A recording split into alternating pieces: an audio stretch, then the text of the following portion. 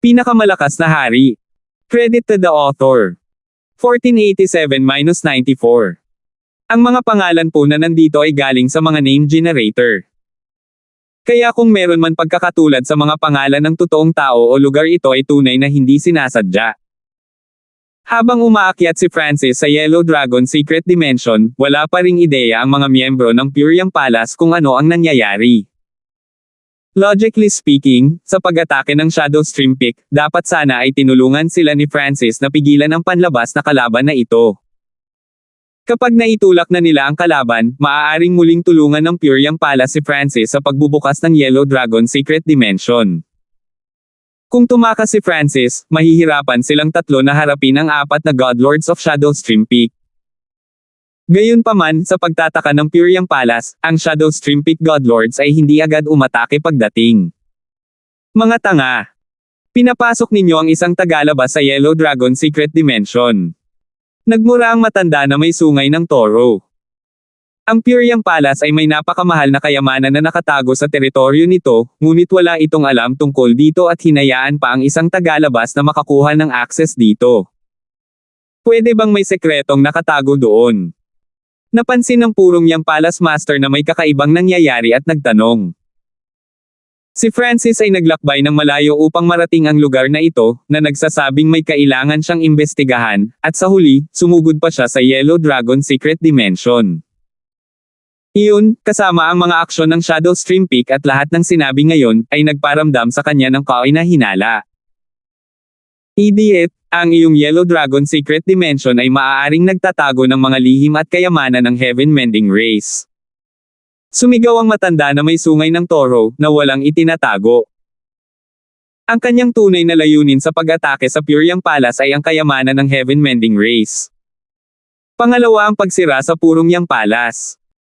Ngayong may nauna na sa kanila sa Yellow Dragon Secret Dimension, kailangan nilang makapasok sa loob ng mabilis hanggat maaari. Kaya, hindi ngayon ang oras para makipaglaban hanggang kamatayan sa Purium Palace. Huli na kung ang kanilang pagkaantala ay naging dahilan upang makuha ni Francis ang mga kayamanan ng Heaven Mending Race. At ang lakas ng Purium Palace ay kailangan para buksan muli ang Yellow Dragon Secret Dimension. Dahil dito, sinabi ng matanda na may sungay ng toro ang sikreto sa Purium Palace. Ano? Ang kayamanan ng Heaven Mending Race. Naramdaman ng Purium Palace Master na siya ay tinamaan ng kulog. Ang iba pang dalawang Lord ay medyo nataranta. Ang Heaven Mending Race ay ang ika-6 na ranggo na mythical race. Ang lahi na ito ay nagtataglay ng kapangyarihan ng Primal Chaos, isang napakalakas na enerhiya na halos walang kontra. Hindi nila akalain na ang isang mababang antas na lihim na dimensyon ay nagtatago ng gayong lihim. Karaniwan, hindi sila maniniwala sa mga salita ng Shadow Stream Peak, ngunit dumating ang Shadow Stream Peak upang umatake at pagkatapos ay biglang tumigil. Bukod dito, itinapon ni Francis ang lahat at sinisingil sa Yellow Dragon Secret Dimension. Matapos pagsamahin ang lahat, napilitan ng Purium Palace na kilalanin ang katotohanan. Sa totoo lang, ang mga elder ng palasyo ay nagsalita sa kanila tungkol sa Yellow Dragon Secret Dimension. Sinabi nila na ang mga henyo ng tunay na Diyos ay namatay sa loob, at kahit na may ilang elder na pumasok sa loob para mag-imbestiga, hindi nila naisip kung ano ang nangyayari. Bilang mga Panginoon ng Diyos, sila ay masyadong tamad na pakialam sa gayong mga walang kwentang bagay. Sa oras na iyon, naisip pa nila na ang mga sinaunang Diyos ng palasyo ay walang kakayahan, hindi kayang pangasiwaan ang gayong maliit na bagay. Hindi nila inaasahan na magkakaroon ng ganoong malaking sikreto. Bilasan mo at buksan muli ang lihim na dimensyon. Kung hahayaan mong agawin ng batang iyon ang kayamanan, sa palagay ko ang iyong Purium Palace ay magiging biro ng buong Tungtay Zone. Malamig na tinutuya ng matanda na may sungay na toro. Sinulyapan ng Purium Palace Godlords ang grupo ng Shadow Stream Peak. Bagamat ang Shadow Stream Peak ang nagsabi sa kanila ng lahat ng ito pa rin ang kanilang sinumpaang kaaway, isang taong kailangan nilang maging mapagbantay. Sa huli, pansamantalang napagkasunduan ang dalawang paksayon. Ang Shadow Stream Peak ay hindi aatake sa Purium Palace sa ngayon, ngunit ang Purium Palace ay kailangang buksan ang lihim na dimensyon at hayaan ang mga puwersa ng Shadow Stream Peak na pumasok. Lahat kayo ay umalis sa teritoryo ng Pyriang Palace. Utos ng matanda na may sungay ng toro, na pina-address ang lahat ng mga eksperto sa Ancient God ng Shadowstream Peak. Ang mga Diyos na Panginoon ng dalawang paksayon ay nagsama-sama upang muling buksan ang lihim na sukat. Sa tuwing bubuksan ang isang lihim na dimensyon, kailangang maghintay hanggang mabuksan muli ang dimensyon. Ang pagbubukas ng isang lihim na dimensyon ng 2 beses sa isang araw ay napakahirap. Para sa kadahilanang ito, ang lahat ng Diyos Lords ng parehong paksayon ay kailangang magtulungan upang buksan itong muli. Pagkatapos, kinuha ng Pyriang Palace Master ang 2 pang God Lord sa kanyang interspatial na dimensyon. Ganoon din ang ginawa ng Bullhorn Elder para sa God Lords of Shadowstream Peak at God Lord Cloudmon. Ito ay dahil kapag ang isa ay dumaan sa daanan patungo sa lihim na dimensyon, ang isa ay random na may teleport. Sa ganitong paraan, mapipigilan nila ang kanilang sarili na maghiwalay. Winford, hindi ko akalain na nakalusot ka sa Pyriang Palace namin dahil hinanap mo ang aming mga kayamanan. Dahil iyon ang kaso, hindi magiging magalang ang matandang ito. Galit na napabuntong hininga ang Pyriang Palace Master bago sumugod sa daanan. Sa loob ng Yellow Dragon Secret Dimension, lumitaw si Francis sa isang latian. Sa sandaling lumitaw siya, ang mga aura ng ilang rank 5 True God Beast ay nagmula sa latian sa ibaba. Roar! Ilang black armored gigantic crocodiles ang lumabas sa itim na latian, ang kanilang mga katawan ay naglalabas ng itim na fog habang sila ay umatungal kay Francis. Bees! Medyo humina ang heavenly closure seal ni Francis, na nagpapahintulot sa malakas na enerhiya na tumagas. Nang maramdaman ang enerhiyang ito, agad na napaungol ang mga buwaya at tumakas pabalik sa latian, nanginginig ang kanilang mga katawan habang nagsusumamo kay Francis na iligtas sila. Hindi mapakali si Francis na mag-alala tungkol sa kanila. Ang legacy ng Heaven Mending Race ay dapat na nakatago sa loob ng lihim na dimensyon na ito, ngunit hindi ito napansin ng mga tao ng Pyriang Palace. Ibig sabihin, dapat ay nasa isang napakatagong lugar. Hulaan ni Francis. Ngunit mas tiwala pa rin siya sa kanyang sarili pagdating sa paghahanap ng kayamanan. Bees.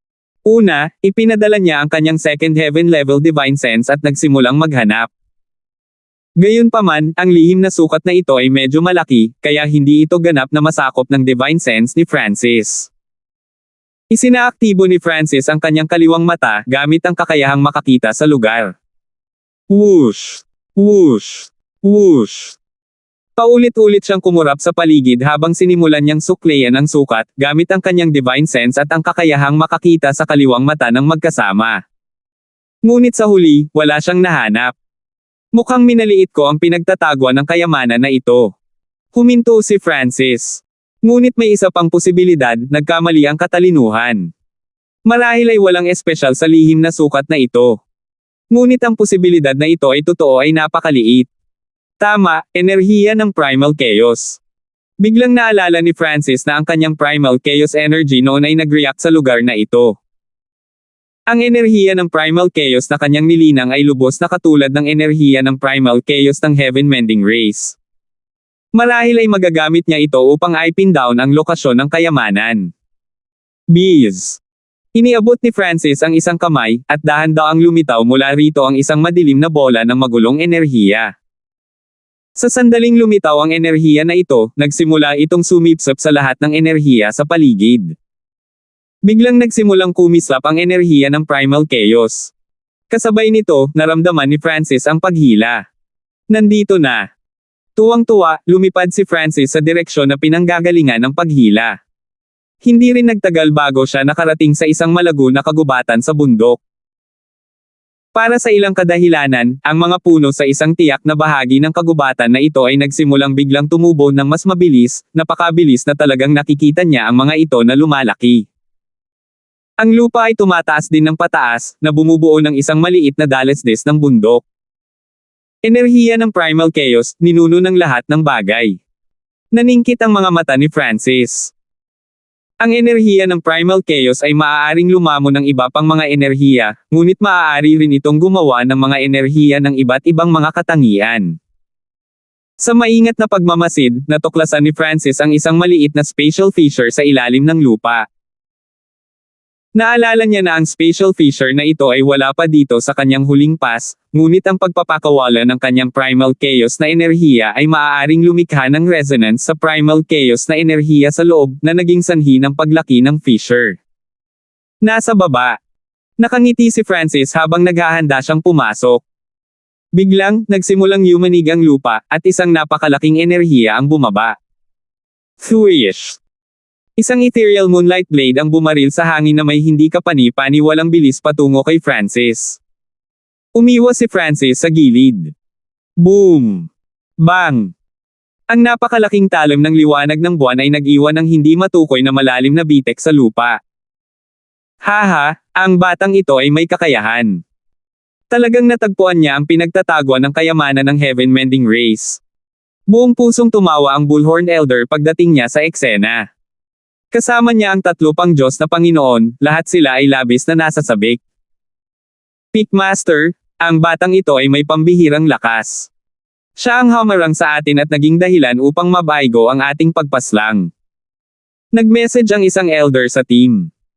Naalala pa niya ang matinding pressure na ipinalabas ni Francis na parang nangyari kahapon. Anak, dahil nakita mo kung nasaan ang kayamanan ng Heaven Mending Race, maaari naming iligtas ang iyong buhay. Umalis ka rito. Ang matanda na may sungay ng toro ay malamig na umungol. Ang kanilang unang prioridad ay ang makuha ang kayamanan sa lalong madaling panahon. Kumpiyansa siya na hindi pipiliin ni Francis na lumaban sa napakalakas na grupo. Bibigyan kita ng isang pagkakataon na umalis. Kung hindi, huwag mo akong sisihin sa pagiging impolite. Nanlamig ang mukha ni Francis.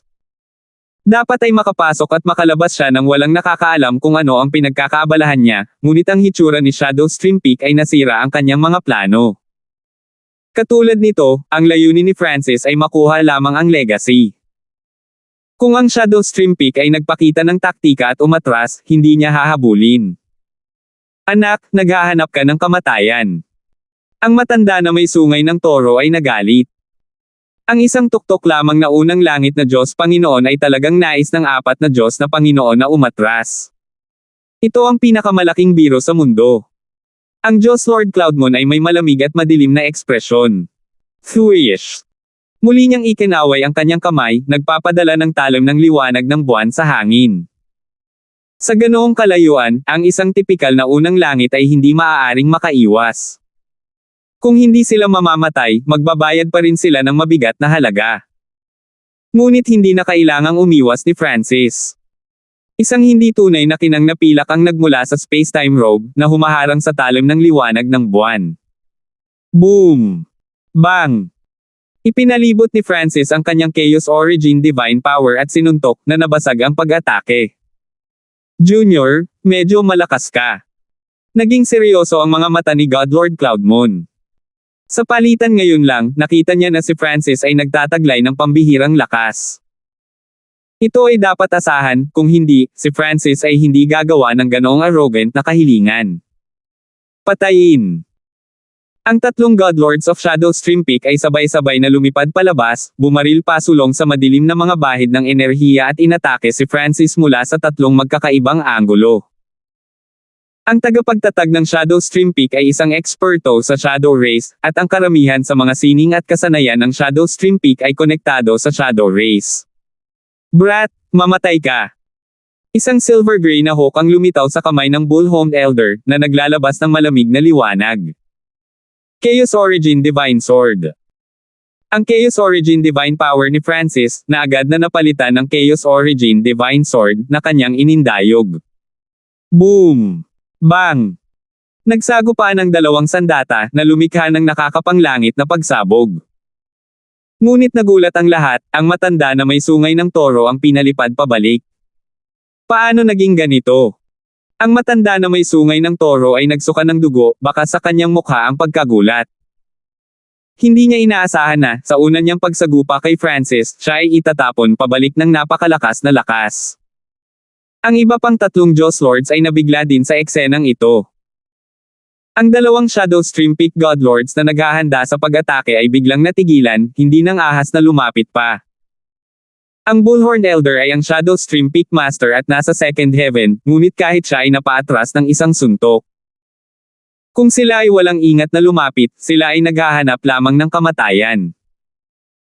Kasalukuyan nilang binibilang ang kanilang sarili na maswerte na, noong hinahabol nila si Amon, nagpasya silang umatras kaysa makipaglaban hanggang kamatayan kay Francis.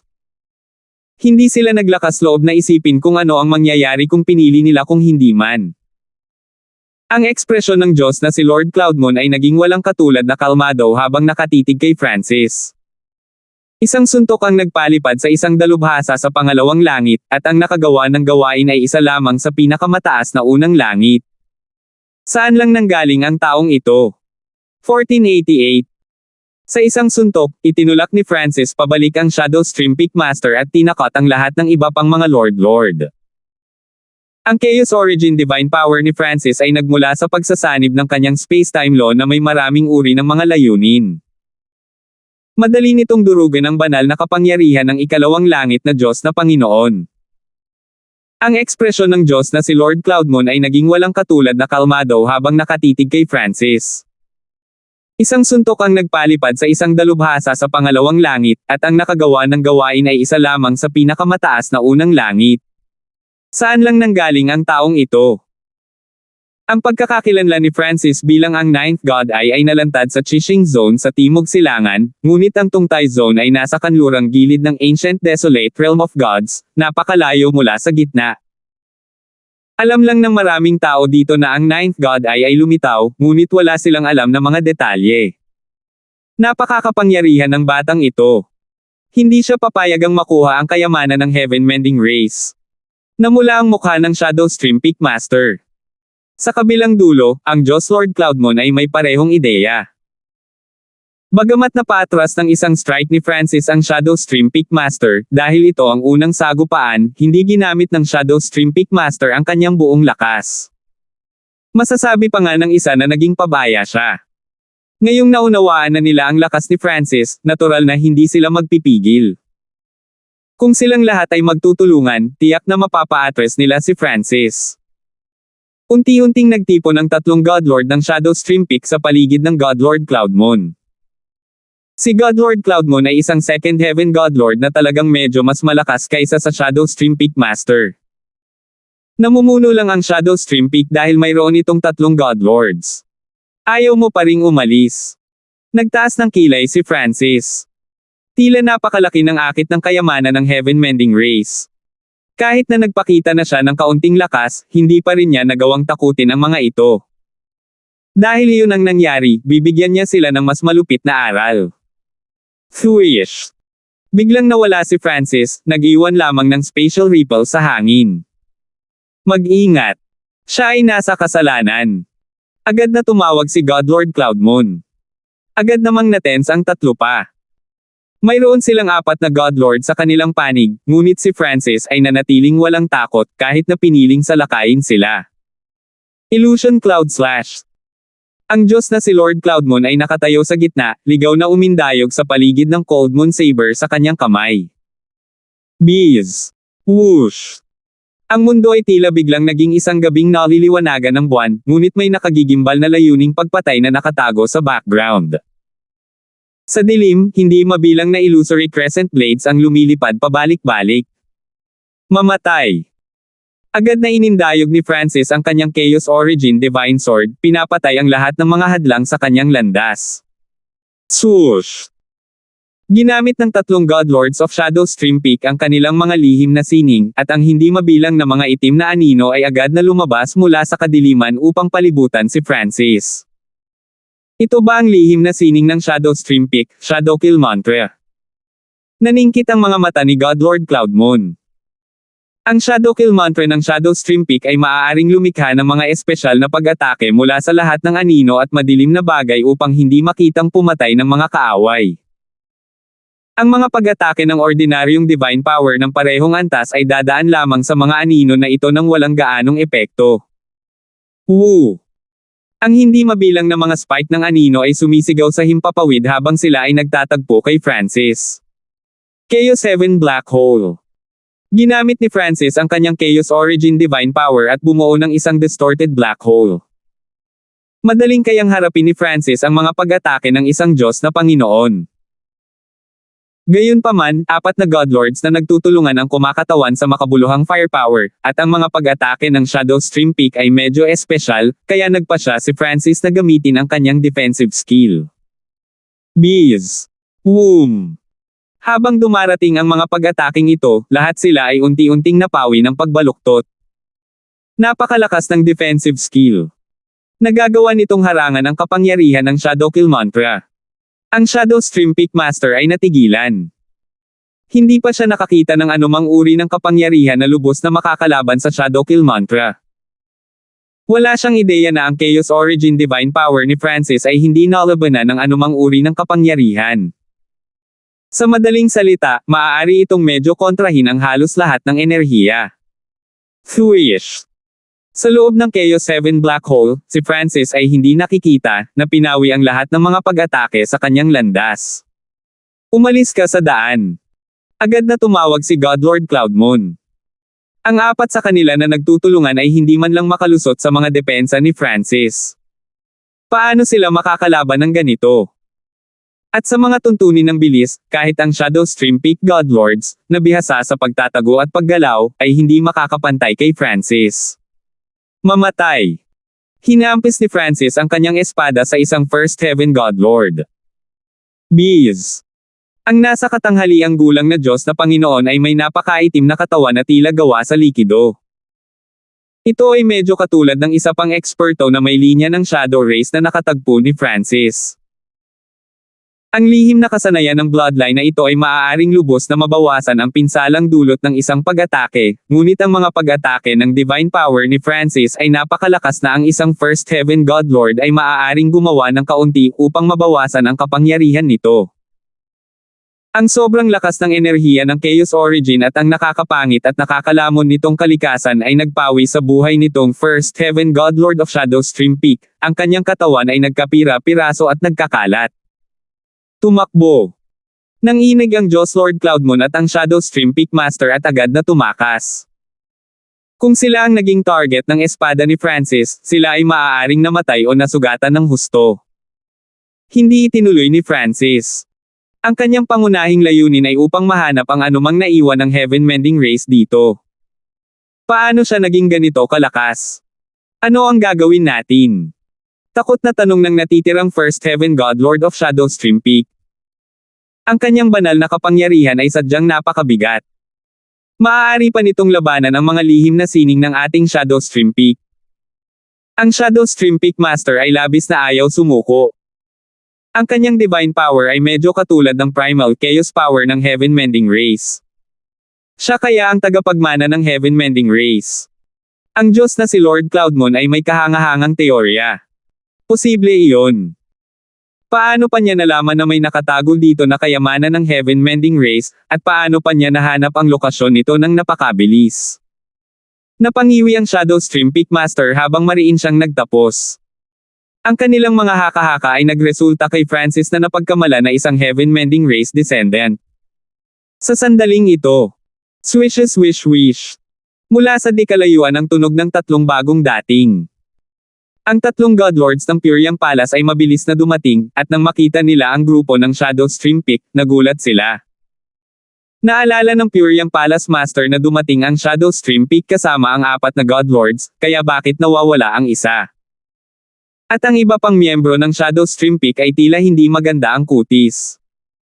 Nang tanungin, ipinaliwanag ng Shadow Stream Peak Master kung ano ang nangyari at ang kanilang kasalukuyang hypothesis. Ang 3 miyembro ng Puriang Palace ay nagulat din. Si Francis ba ay talagang miyembro ng Heaven Mending Race? Matanda, bakit hindi tayo magtulungan? Kung hindi, hindi tayo tugma sa batang iyon. Ang Shadow Stream Peak Master ay tumingin sa Puriang Palace Master at nagtanong, ang kanyang mga mata ay maliwanag. Hayagan niyang ibinunyag kung ano ang nangyari dahil nasa isip niya ang ideyang ito. Ang Puriang Palace ay talagang mahiyain. Kahit na isang tagalabas ay malapit ng magnakaw ng iyong mga ari-arian, ikaw ay natatakot pa rin. Ang ibang Diyos na Panginoon ay nagdagdag ng panggatong sa apoy. Okay, pumayag ako. Ang purong niyang Palace Master ay sumang-ayon ng walang pag-aalinlangan. Talagang ayaw niyang ibigay ang mga kayamanan ng Heaven Mending Race nang walang laban. Nang marating ng pinagsamang partido ng Purium Palace at Shadow Stream Peak ang lokasyon ng kayamanan, natuklasan nilang sarado na ang dimensyon. Siyempre, natural na may kapangyarihan ang 6 na Lord na sumabog sa dimensyong iyon. Hold on. Let that kid open the way for US. If he encounter anything bad, the treasure will still be there for US to take. Kung nakuha niya ang treasure, tambangan na lang natin siya at aalisin ang yaman sa katawan niya. Ang Shadow Stream Peak Master ay nagpahayag ng isang tuso at masasamang ekspresyon. Tumango naman ang ibang mga Lord bilang pagsang-ayon. Ang plano ng Shadow Stream Peak Master ay talagang maganda. Kaya, nagpa siya ang 6 na Panginoong Diyos na maghintay sa pagtambang.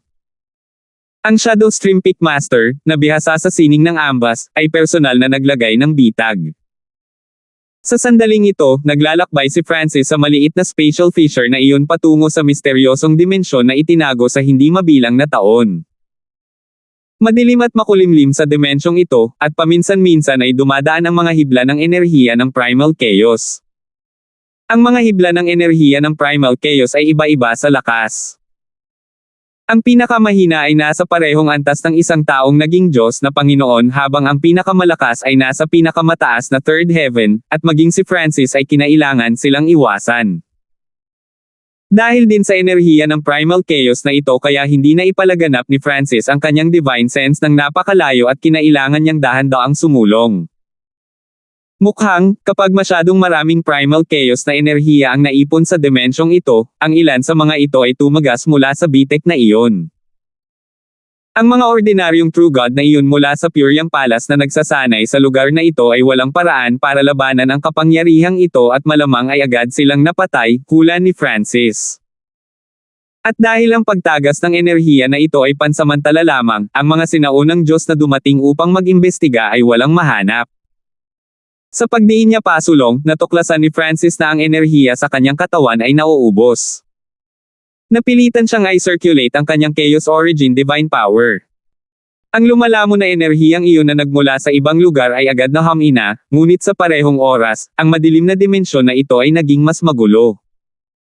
Ang enerhiya ng Primal Chaos sa loob ay naging mas masigla at nagsimulang bumaril pabalik-balik. At sa di kalayuan, may dim flash of light. Doon. Naningkit ang mga mata ni Francis. Naramdaman ni Francis na ang bagay na hinahanap niya ay nasa direksyong iyon. Ang dimensyong ito ay puno ng enerhiya ng Primal Chaos at napakagulo. Maging ang see-through na kakayahan ng kanyang kaliwang mata ay nahadlangan at nag-ambala rito. Nanatiling maingat si Francis habang dahan-dahan siyang lumalapit.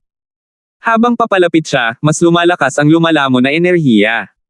Kahit si Francis ay nahihirapang pigilan ito. Unti-unting bumungad sa kanya ang isang napakalaking domed building. Ito ay isang engrandi, sinaunang, at misteryosong gusali. Sa karanasan ni Francis, natural niyang masasabi na hindi ito ordinaryong gusali, kundi isang God altar, isang three-tiered God altar. Ang three-tiered God altar na ito ay medyo nasira, ngunit mayroon pa ring malalim na mga prinsipyo ng mundo na nakaukit dito, at ang enerhiya ng Primal Chaos na nag-iwan kahit na si Francis ay natakot ay dumadaloy pa rin sa loob nito. Isang God altar. Medyo nadismaya si Francis. Bagamat ang isang third heaven God altar ay isang hindi mabibaylang kayamanan, ang pinakakailangan niya ngayon ay isang sining. Sa sandaling ito, isang madilim na liwanag ang biglang lumitaw mula sa God altar. Junior, dismayado ka ba talaga? Minamaliit mo ba ang matandang ito? Isang matanda at malungkot na boses ang nagmula sa God altar. Ito ay nagbigay kay Francis ng isang masamang takot. Ipinagpalagay niya na ang God altar na ito ay narito na sa loob ng daan-daang milyon hanggang bilyon-bilyong taon, ngunit hindi niya inaasahan na mayroong anumang buhay sa loob nito. Ang enerhiya ng Primal Chaos ay lumabas mula sa napakalaking God altar na bumubuo ng isang mabagsik at makapangyarihang hayop na medyo katulad ng isang kilin. Roar! Dumagundong ang maitim na kilin. Ang lahat ng enerhiya ng Primal Chaos sa dimensyon ay nanginginig habang nasa ilalim ito ng kontrol ng kilin. Junior, kung hindi mo ito kayang harapin, wala kang karapatang kunin ang nasa lugar na ito, at hindi mo na kailangan pang bumalik ng buhay. Ang boses sa loob ng God altar ay muling nagsalita. Nagdilim ang ekspresyon ni Francis, ngunit wala siyang sinabi. Nangangahulugan ng isang three-tiered God altar na ang may-ari nito ay hindi bababa sa third heaven God Lord, marahil ay isang God King. Dahil siya ay nasa teritoryo ng ibang tao, nagpasya si Francis na pinakamahusay na gawin ang sinabi ng kabilang partido. Bilang karagdagan, maaari siyang makakuha ng sining mula sa Diyos na Panginoong ito. Ang kilin ay umungal bago sumugod kay Francis. Ang isang malawak na dagat ng enerhiya ng primal chaos ay bumaba. Ang maitim na kilin na ito ay nagtataglay ng napakaraming purong primal chaos na enerhiya, at ang antas ng cultivation nito ay nasa pinakamataas na second heaven. Ang ordinaryong peak first heavens ay walang kapangyarihan laban dito at maaari lamang bugbugin hanggang mamatay. 1489. Ang maitim na kilin na ito ay nagtataglay ng napakaraming purong primal chaos na enerhiya, at ang antas ng paglilinang nito ay nasa pinakamataas na second heaven. Ang ordinaryong peak first heavens ay walang kapangyarihan laban dito at maaari lamang bugbugin hanggang mamatay. Mula dito, masasabi ng isang tao na ang misteryosong nilalang na nakatago sa God altar ay pinapanood si Francis mula nang pumasok siya sa dimensyong ito. Inakala ng kabilang partido na ito na ang lakas ni Francis ay higit sa pinakamataas na second heaven God Lord. Kaya, lumikha ito ng ikalawang langit na Yao God na puno ng enerhiya ng primal chaos. Chaos Origin Tribulation Lightning Sword. Ang Chaos Origin Divine Power sa kamay ni Francis ay natipon sa isang malawak na espada na kumaluskos gamit ang Tribulation Lightning Energy. Kapag humarap sa ganitong uri ng kaaway, hindi magiging pabaya si Francis. Maaari ka ring mag-fuse sa Tribulation Lightning Energy. Ang kuryosidad ng boses sa God altar ay napukaw. Sa totoo lang, ang katotohanan na si Francis, na walang bloodline ng heaven-mending race, ay nagawang linangin ang isang bagay na katulad ng primal chaos na enerhiya ay nagdulot sa kanya ng labis na pagtataka. Roar! Ang maitim na kilin ay umungol at nagluwa ng isang maitim na bola ng baluktot na enerhiya na bumaril patungo kay Francis sa hindi kapani-paniwalang bilis. May kaunting kasanayan sa pag-atake na ito. Isa lang itong bola ng condensed primal chaos energy na pinaputok sa napakabilis na bilis. Gayunpaman, ang mga katangian ng enerhiya ng primal chaos ay ginawang napakalakas ng pag-ataking ito gayunpaman. Thwish! Nagsimulang mabilis na gumalaw si Francis sa magulong dimensyon. Bagamat ang dimensyong ito ay puno ng enerhiya ng primal chaos, si Francis ay nakasuot ng space-time robe na naglalaman ng dalawang fragment ng ancestral artifact, kaya ang mga epekto ng enerhiya na ito ay lubhang nabawasan. Bilang resulta, nakakagalaw pa rin si Francis sa dimensyong ito ng napakabilis. Boom! Bang! Bumagsak! Ang madilim at baluktot na bola ng enerhiya ay dumaan kay Francis at tumama sa lupa sa isang malakas na pagsabog. Thwish! Habang iniiwasan niya ang mga pag-atake ng maitim na kilin, hinahanap ni Francis ang anumang kahinaan ng kanyang kalaban. Mabilis niyang nilapitan ang madilim na kilin at nilaslas gamit ang kanyang Chaos Origin Tribulation Lightning Sword. Swoosh! Nag-iwan ng sugat ang espada sa likod ng maitim na kilin. Gayunpaman, ang madilim na kilin ay hindi isang buhay na nilalang, ngunit isang pamamaraan na ginagamit ng ibang tao. Ang enerhiya ng primal chaos ay lumundag sa sugat at unti-unting gumaling ito. Ang enerhiya ng primal chaos ay lubos ding lumalaban sa enerhiya ng tribulation lightning. Walang pakialam si Francis at nagsimulang maghanap ng iba pang pagkakataon para salakayin ang madilim na kilin. Bagamat ang maitim na kilin ay nagtataglay ng enerhiya ng primal chaos, ito ay isang diskarte lamang sa pag-atake, kaya kulang ito sa katalinuhan at kakayahang umangkop ng isang buhay na nilalang. Si Francis ay nagkaroon din ng kalamangan sa bilis, kaya't ang madilim na kilin ay maaari lamang na ipagtanggol.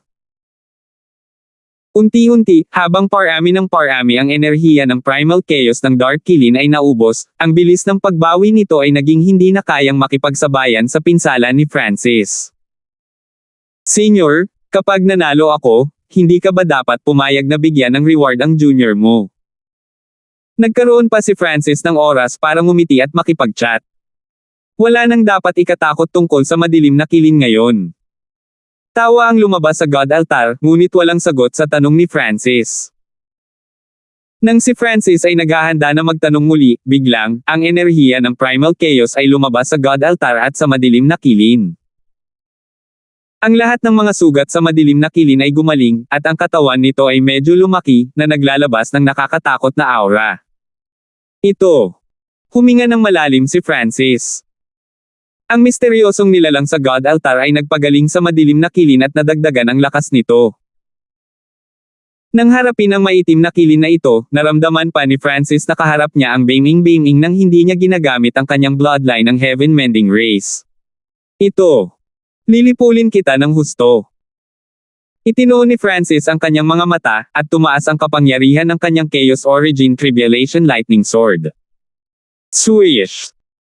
Inactivate niya ang space-time robe, ang enerhiya ng space-time law na umuusbong para mas mabilis pang gumalaw si Francis. Isang gulat na sigaw ang nagmula sa loob ng 3 antas na God altar. Sa totoo lang, pinalakas lang niya ang madilim na kilin para takutin si Francis para ipakita sa kanya na ang legacy na naiwan dito ay walang katumbas na halaga at hindi isang bagay na maaaring tingnan ni Francis. Naniniwala siya na nakita na niya ang lahat ng lakas ni Francis, hindi na nagpipigil si Francis. Swish! Sa isang kislap ng liwanag, nilapitan ni Francis ang madilim na kilin, bumuo ng pangalawang Chaos Origin Tribulation Lightning Sword, at nilaslas ang dalawa. Fush! Kasabay nito, ang maitim na kilin ay mabangis na inatake si Francis, nagpaputok ng sunod-sunod na bola ng magulong enerhiya. Sa ganoong kalayuan, kahit si Francis ay hindi makaiwas sa mabilis na gumagalaw na mga bola ng enerhiya na ito. Bees! Boom! Lumakas ang Chaos Origin Divine Power at ang enerhiya ng Tribulation Lightning ay pinakawalan. Isang itim na butas na kaluskos na may puting kidlat ang mabilis na nabuo sa paligid ni Francis. Gamit ang Chaos 7 Lightning Vortex, nagawang iwasan ni Francis ang karamihan sa pinsala mula sa madilim na kilin at ipagpatuloy ang kanyang pag-atake. Sa sandaling ito, si Francis ay parehong offensively at defensively formidable, at mayroon din siyang hindi kapani-paniwalang bilis. Boom! Bang! Bumagsak! Ang maitim na kilin ay nasa likod na paa, patuloy na binubugbog. Nang si Francis ay nasa sabik, ang kilin na nabuo mula sa enerhiya ng primal chaos ay biglang nahulog. Kasabay nito, ang kalapit na 3-tiered God altar ay nagsimulang kumislap na may nakasisilaw na ningning. Napakalakas mo! Panalo ka sa labanang ito! Isang kahangahangang matandang multo ang dahan-daang lumabas mula sa gitna ng God altar. Isang natitirang habilin. Agad na naunawaan ni Francis ang kalikasang pag-iral na ito. Ang remnant wheels ay mga iniisip lamang. Sa karamihan, naglalaman sila ng ilan sa mga alaala at kaalaman ng kanilang Panginoon, ngunit hindi sila magiging ganoon kalakas. Ginamit lang ng remnant wheel ang primal chaos divine power sa loob ng God altar para sa teknik na iyon, at ito ang limitasyon ng kapangyarihan ng remnant wheel. Kung pinahintulutan si Francis na ipagpatuloy ang pagsusuot nito, ang remnant wheel ay nagsimula na ring humina. At kung umalis ito sa God altar, ang remnant wheel ay may kakayahang gumawa ng mas kaunti. Huwag mong maliitin ang isang remnant wheel. Kung payag ang matandang ito, maaari kong pasabugan ang kapangyarihan ng God King God altar at ibaba ka sa akin. Ang God King remnant wheel ay malamig na bumantong hininga, hindi matanggap ang pagwawalang bahala ni Francis. Nanginginig ang isip ni Francis. Ang dating may-ari nitong God altar ay talagang isang God King. Hindi rin siya nag-alinlangan na ang God King remnant wheel ay may kapangyarihang magpasabog ng kapangyarihan sa loob ng God altar. Gayunpaman, itong remnant wheel ay matagal nang naghintay dito dahil natural na naghihintay ito ng kahalili. Hindi nito madaling sirain ang lahat. Bagaman hindi ka miyembro ng Heaven Mending Race, napakabihirang para sa isang tao na linangin ang isang banal na kapangyarihan na katulad ng enerhiya ng Primal Chaos. Natutugunan mo ang mga kinakailangan para sa legacy. Nang makitang natakot si Francis, nagpatuloy ang God King Remnant Will, at nakita rin ng matandang ito ang iyong talento sa labanan ngayon lang. Isang pagsubok pala ang labanan sa Dark Kilin. Ang pagsusulit ay napakadali para kay Francis, ngunit malamang na ito ay napakahirap para sa sinumang iba pa. So ibig sabihin, mamanahin ni Junior ang lahat ng kay Senior.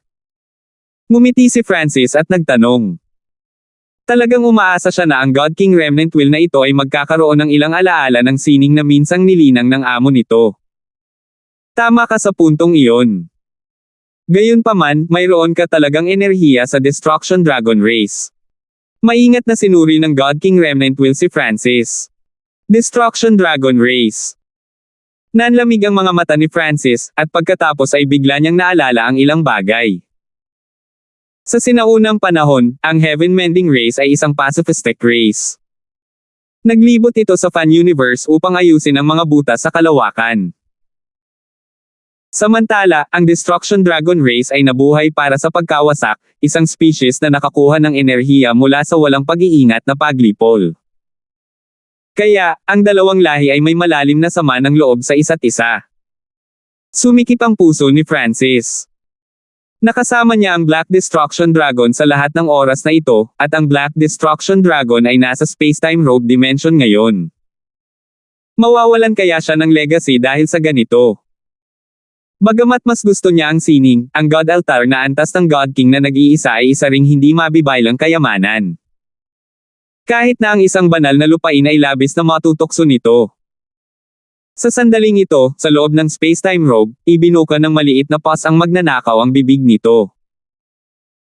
Unti-unting nawala ang enerhiya ng Destruction Dragon Race sa loob ng Spacetime Robe, pati na rin ang enerhiya sa katawan ni Francis. Nakipag-away dati si Junior sa isang Destruction Dragon Race expert, dagdag ni Francis. Talagang nakipag-away siya sa Destruction Dragon Race Godlord Tyrant Dragon dati. Manam, nahanap mo ang lugar na ito at natugunan ang mga kinakailangan. Matutupad ko ang hiling ng aking Panginoon at maipapasa sa iyo ang Paramount Scripture. Tumango ang God King Remnant Will at hindi na nagpatuloy sa pakikipagtalo. Matagal niyang hinintay na dumating ang isang tulad ni Francis, at si Francis ay nagtataglay ng kahangahangang lakas at talento, kahit na nag-iwan ng isang tao na may kanyang mga alaala at karanasan na namangha. Pinakamahalagang kasulatan. Nagulat si Francis. Ang legacy dito ay tila iba sa kanyang naisip. Ang Paramount Scriptures ay mga sining na mas mataas kaysa sa top class na divine level na sining. Kahit na ang pinakamahusay na top class na divine level na sining ay maaari lamang linangin hanggang sa peak second heaven, ngunit ang Paramount Scriptures ay maaaring tumagal hanggang sa God King level. Nakita ng God King Remnant Will na nalilito si Francis at nagsimulang magpaliwanag. Ito ay isang sining. Si Francis ay tuwang-tuwa sa loob. Hindi siya pamilyar sa konsepto ng Paramount Scriptures dahil ang Paramount Scriptures ay napaka-espesyal na pag-iral. Ang Paramount Scriptures ay hindi maaaring direktang ilipat sa iba, ni maitala ang mga ito gamit ang mga ordinaryong pamamaraan. Kadalasan ay nangangailangan ng napakalaking paggasta upang ganap na mapanatili at maisama ang Paramount Scripture sa kaluluwa ng kahalili, patuloy ng God King Remnant Will. Nangangahulugan din ito na ang pagkuha ng Paramount na kasulatan ay malamang na sinamahan ng pagkamatay ng isang hari ng Diyos. Bukod pa riyan, kung nais ng isang tao na makakuha ng isang pinakamataas na kasulatan, ang isa ay kailangang manood habang ang Diyos Hari ay gumaganap ng sining, at kung ano ang maaaring maunawaan ng Diyos na Panginoon ay nakasalalay sa kanilang sariling talento at swerte. Para isipin na magiging ganoon. Ngayon lang naunawaan ni Francis kung gaano kahalaga ang sining ng Third Heaven God Lord. Hindi nakapagtataka kung bakit hindi pumayag ang Heaven's Legacy Races Protector sa kahilingan ni Francis. Noong nabubuhay pa si Master, isa siyang haring Diyos na may pag-asang makuha ang titulo ng Diyos. Bumantong hininga ang haring Remnant Will ng Diyos. Sa natagpuan ng kahalili, natapos ang kanyang misyon. Isang Diyos. Naalog ang isip ni Francis. Parang minamaliit niya ang dating amo nitong God Altar. Ang antas ng Diyos na Panginoon ay binubuo ng tatlong langit, at kapag ang isang tao ay nakarating sa pagkumpleto ng ikatlong langit ay maaaring ituring na ang isa ay isang hari ng Diyos. Gayunpaman, walang katapusan ang landas ng martial arts, at ito ay puno ng hindi mabilang na mga variable. Mayroong ilang mga tao na patuloy na lumakas at nagtagumpay sa kanilang sarili. Kaya, ang mga taong ito ay pinagkalooban ng titulong Diyos, na pumalit sa kanila sa pinakamalakas sa sinaunang desolate realm of gods. Mayroong dalawang landas sa pagiging isang Diyos. Ang una ay ang pagkakaroon ng kumpletong ancestral artifact. Isang kumpletong ancestral artifact ang naglalaman ng origin energy ng fan universe. Kapag ang isang tao ay pinagsama ang sariling enerhiya sa kapangyarihang ito, ang isa ay aakyat sa isang bagong antas ng kapangyarihan at magiging isang Diyos. Ang pangalawang landas ay upang makamit ang pagiging perpekto sa dalawang batas at pagkatapos ay perpektong pinagsama ang mga ito sa isang mas malakas na kapangyarihan. Ngunit ang ganap na pag-unawa sa kahit isang batas ay hindi kapani-pani, walang mahirap, pabayaan ang dalawa, at pagkatapos ay kailangang pagsamahin ng isa ang mga ito sa ibabaw nito. Hanggat maaari kong makuha ang pinakamataas na kasulatan, hindi ko pababayaan ang iyong Panginoon. Tatahakin ko ang landas tungo sa pagka-Diyos. Mahinahong sabi ni Francis, puno ng kumpiyansa ang kanyang boses. 1490. Hanggat maaari kong makuha ang pinakamataas na kasulatan, hindi ko pababayaan ang iyong Panginoon. Tatahakin ko ang landas tungo sa pagka-Diyos. Mahinahong sabi ni Francis, puno ng kumpiyansa ang kanyang boses. Anak, mukhang masyado kang confident. Hindi naiwasang mapangiti ng Diyos Haring Remnant Wheel. Kahit noong sinaunang panahon ay hindi pa niya narinig ang tungkol sa isang First Heaven God Lord na napakatatag na nagpapahayag na sila ay magiging isang Diyos. Kahit na ang mga ikalawang langit na Panginoong Diyos na may napakahusay na talento ay hindi nang ahas na sabihin ang mga bagay na iyon. Ngunit ang God King Remnant Wheel ay hindi nagsalita sa isang tono na ganap na tinanggihan ang posibilidad. Isa lamang siyang Remnant Wheel, kaya maaaring hindi kasing tumpak ang kanyang paningin, ngunit naramdaman niyang may kakaiba sa kabataang ito. Bago ibigay sa iyo ang paramount scripture, tutulungan muna kita sa pagsil ng primal chaos na enerhiya sa loob ng God altar na ito sa iyong katawan. Bumalik sa pangunahing paksa ang God King Remnant Wheel. Ang pamana ng pinakamataas na kasulatan ay talagang siya lamang at ang altar ng Diyos. Kapag nakuha na ni Francis ang paramount scripture, siya ay maglalaho. Kaya, bago ito nangyari, may iba pang mga bagay na kailangan niyang gawin. Bagamat medyo nasira ang three-tiered God altar, mayroon pa ring enerhiyang primal chaos na antas ng God King na napakahalaga. Enerhiya ng primal chaos na antas ng God King. Tumibok ang puso ni Francis. Ang hari ng Diyos na ito ay namatay maraming taon na ang nakalilipas, at ang dami at kalidad ng enerhiya ng primal chaos na ito ay mas mababa kaysa sa kung ano ito noong siya ay nabubuhay pa. Ngunit muli, ito ay enerhiya pa rin sa antas ng God King.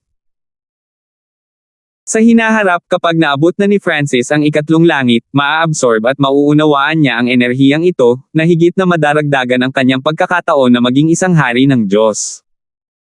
Kailangan kong problemayan si Senior. Nagpapasalamat na sabi ni Francis. Tinulungan ng God King Remnant Wheel si Francis na i-seal ang natitirang primal chaos energy sa God altar sa loob ng katawan ni Francis, sa tabi ng sarili niyang God altar. Habang nililinang ang paramount scripture, mauunawaan mo itong primal chaos na enerhiya, na makakatulong sa iyong bilis ng paglinang, idinagdag ng God King Remnant Wheel. Ang God King level na primal chaos divine power ay napakalalim, at naglalaman ito ng pangunawa na naiwan ng God King. Kung nakatagpo siya ng anumang mga paghihirap sa paglilinang, maaari pa niyang makuha ang ilan sa mga ito at direktang makalusot sa bottleneck. Kung talagang naabot mo ang antas ng Diyos, gusto ko kung maipaghiganti mo ang aking amo sa pamamagitan ng pagpatay ng isang tao. Ang God King Remnant Wheel ay nagpahayag ng pahiwatig ng pagkamuhi. Gagawin ko ang lahat ng makakaya ko. Walang nangahas na ginagarantiyahan ni Francis ang anuman. Kung tutuusin, hindi ganoon kadaling napatay ang sinumang maaaring maging hari ng Diyos. Ang kaaway ng hari ng Diyos na ito ay walang alinlangan na isang taong mahirap harapin. Swish! Ikinaway ng God King Remnant Will ang kanyang kamay, at lumitaw ang madilim na screen, kung saan ay may isang kabadong matandang lalaki.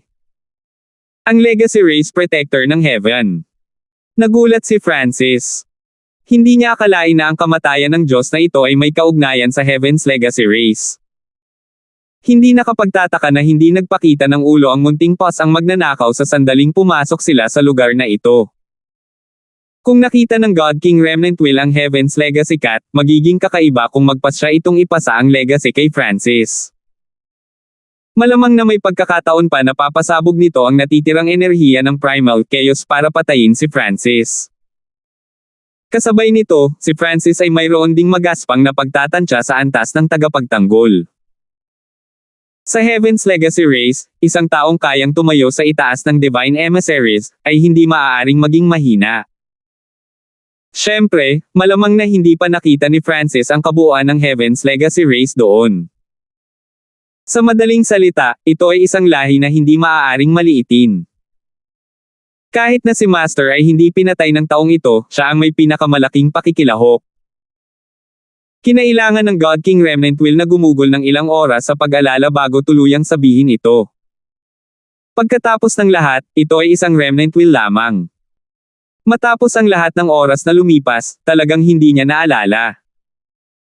Pagkaraan ng mahabang panahon, ang enerhiya ng Primal Chaos sa God Altar ay nasealed sa tabi ng God Altar ni Francis. Ngayon, oras na para sa pangunahing kaganapan. Junior, ipagpatuloy ang Paramount Scripture of God King Chaos Spirit. Tinitigan ng God King Remnant Will si Francis. Ang kanyang misyon ay natapos na. Ang God King Chaos Spirit ay marahil ang kanyang Panginoon.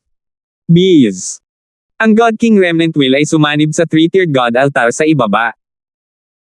Ang buong God Altar ay naging kumikislap na mga ilaw ng bituin na dome alloy sa Francis. Si Francis ay nakatayong hindi gumagalaw, naramdaman ang lahat ng nangyayari. Unti-unti, lahat ng uri ng impormasyon at pag-unawa ay lumitaw sa isip ni Francis, napakarami kaya't si Francis ay walang oras upang basahin ang mga ito. Itong enerhiya. Sa loob ng God Altar, ang God King Remnant Will ay biglang sumigaw. Habang ipinapasa niya ang Paramount Scripture kay Francis, nararamdaman niya ang sitwasyon sa kaluluwa ni Francis. Ang lightning soul body ni Francis ay hindi gaanong mahalaga sa kanya, ngunit ang ikasyam na mata ng Diyos. Habang iniimprenta ang Paramount Scripture, natuklasan ng God King Remnant Will na ang kaliwang mata lamang ni Francis ang isang ipinagbabawal na lugar na hindi niya nakikita. Ang lakas ng isang God Eye. Ang ikasyam na mata ng Diyos. Ang master ng Remnant Will na ito ay isang God King na nakakita ng God Eye deities dati, kaya medyo pamilyar siya sa ganitong uri ng enerhiya. Mukhang nagkamali talaga ako ng paghusga sa iyo. Kahit na wala ang Paramount Scripture, magiging Diyos ka na sa huli. Ang God King Remnant Will ay nagbigay ng nakakaunawang tawa.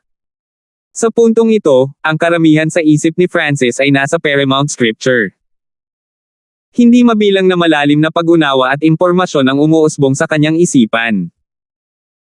At napagtanto ni Francis na ang impormasyong ito ay sumasailalim sa kanyang kaluluwa, malalim na inilalagay ang sarili dito. Nangangahulugan din ito na, kung nais ni Francis na ipasa ang impormasyong ito sa sinuman, ang kanyang kaluluwa ay magdaranas ng matinding pinsala. Hindi nakakagulat na ang pinakamataas na kasulatan ay hindi maipapasa sa pamamagitan ng mga ordinaryong pamamaraan. Sa wakas ay naunawaan ni Francis. Ang God Altar sa magulong dimensyon ay unti-unting nawala, ang impormasyon sa isip ni Francis ay nagiging mas kumpleto. Sa isang tiyak na punto, ang tatlong tier na God Altar at ang God King Remnant Will ay tuluyang naglaho. Primal Chaos Scripture. Malinaw at kumpleto ang nilalaman ng Paramount Scripture sa isipan ni Francis. Ang Primal Chaos Scripture ay naglalaman ng mga pamamaraan ng paglilinang na kinuha ang isa mula sa unang langit hanggang sa antas ng hari ng Diyos. Sa unang paglilinang, ang isang tao ay maaaring mabilis na paikliin ang enerhiya ng Primal Chaos. Siyempre, ito lamang ang nascent form ng Primal Chaos Energy.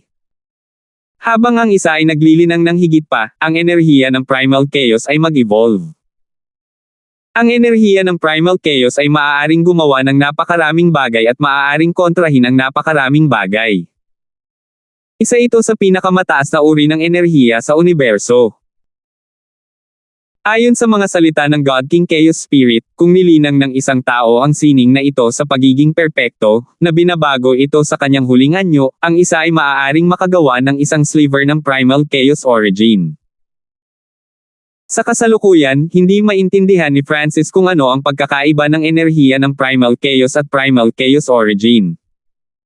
Marahil ito ay isang pagkakaiba lamang sa antas. Siyempre, natural na mauunawaan niya kapag naabot niya ang puntong iyon.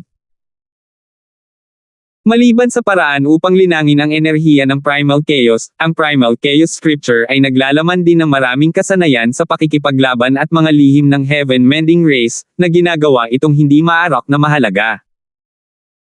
Nang walang ibang salita, umupo si Francis na naka-crossleg sa sahig at nagsimulang magtanim.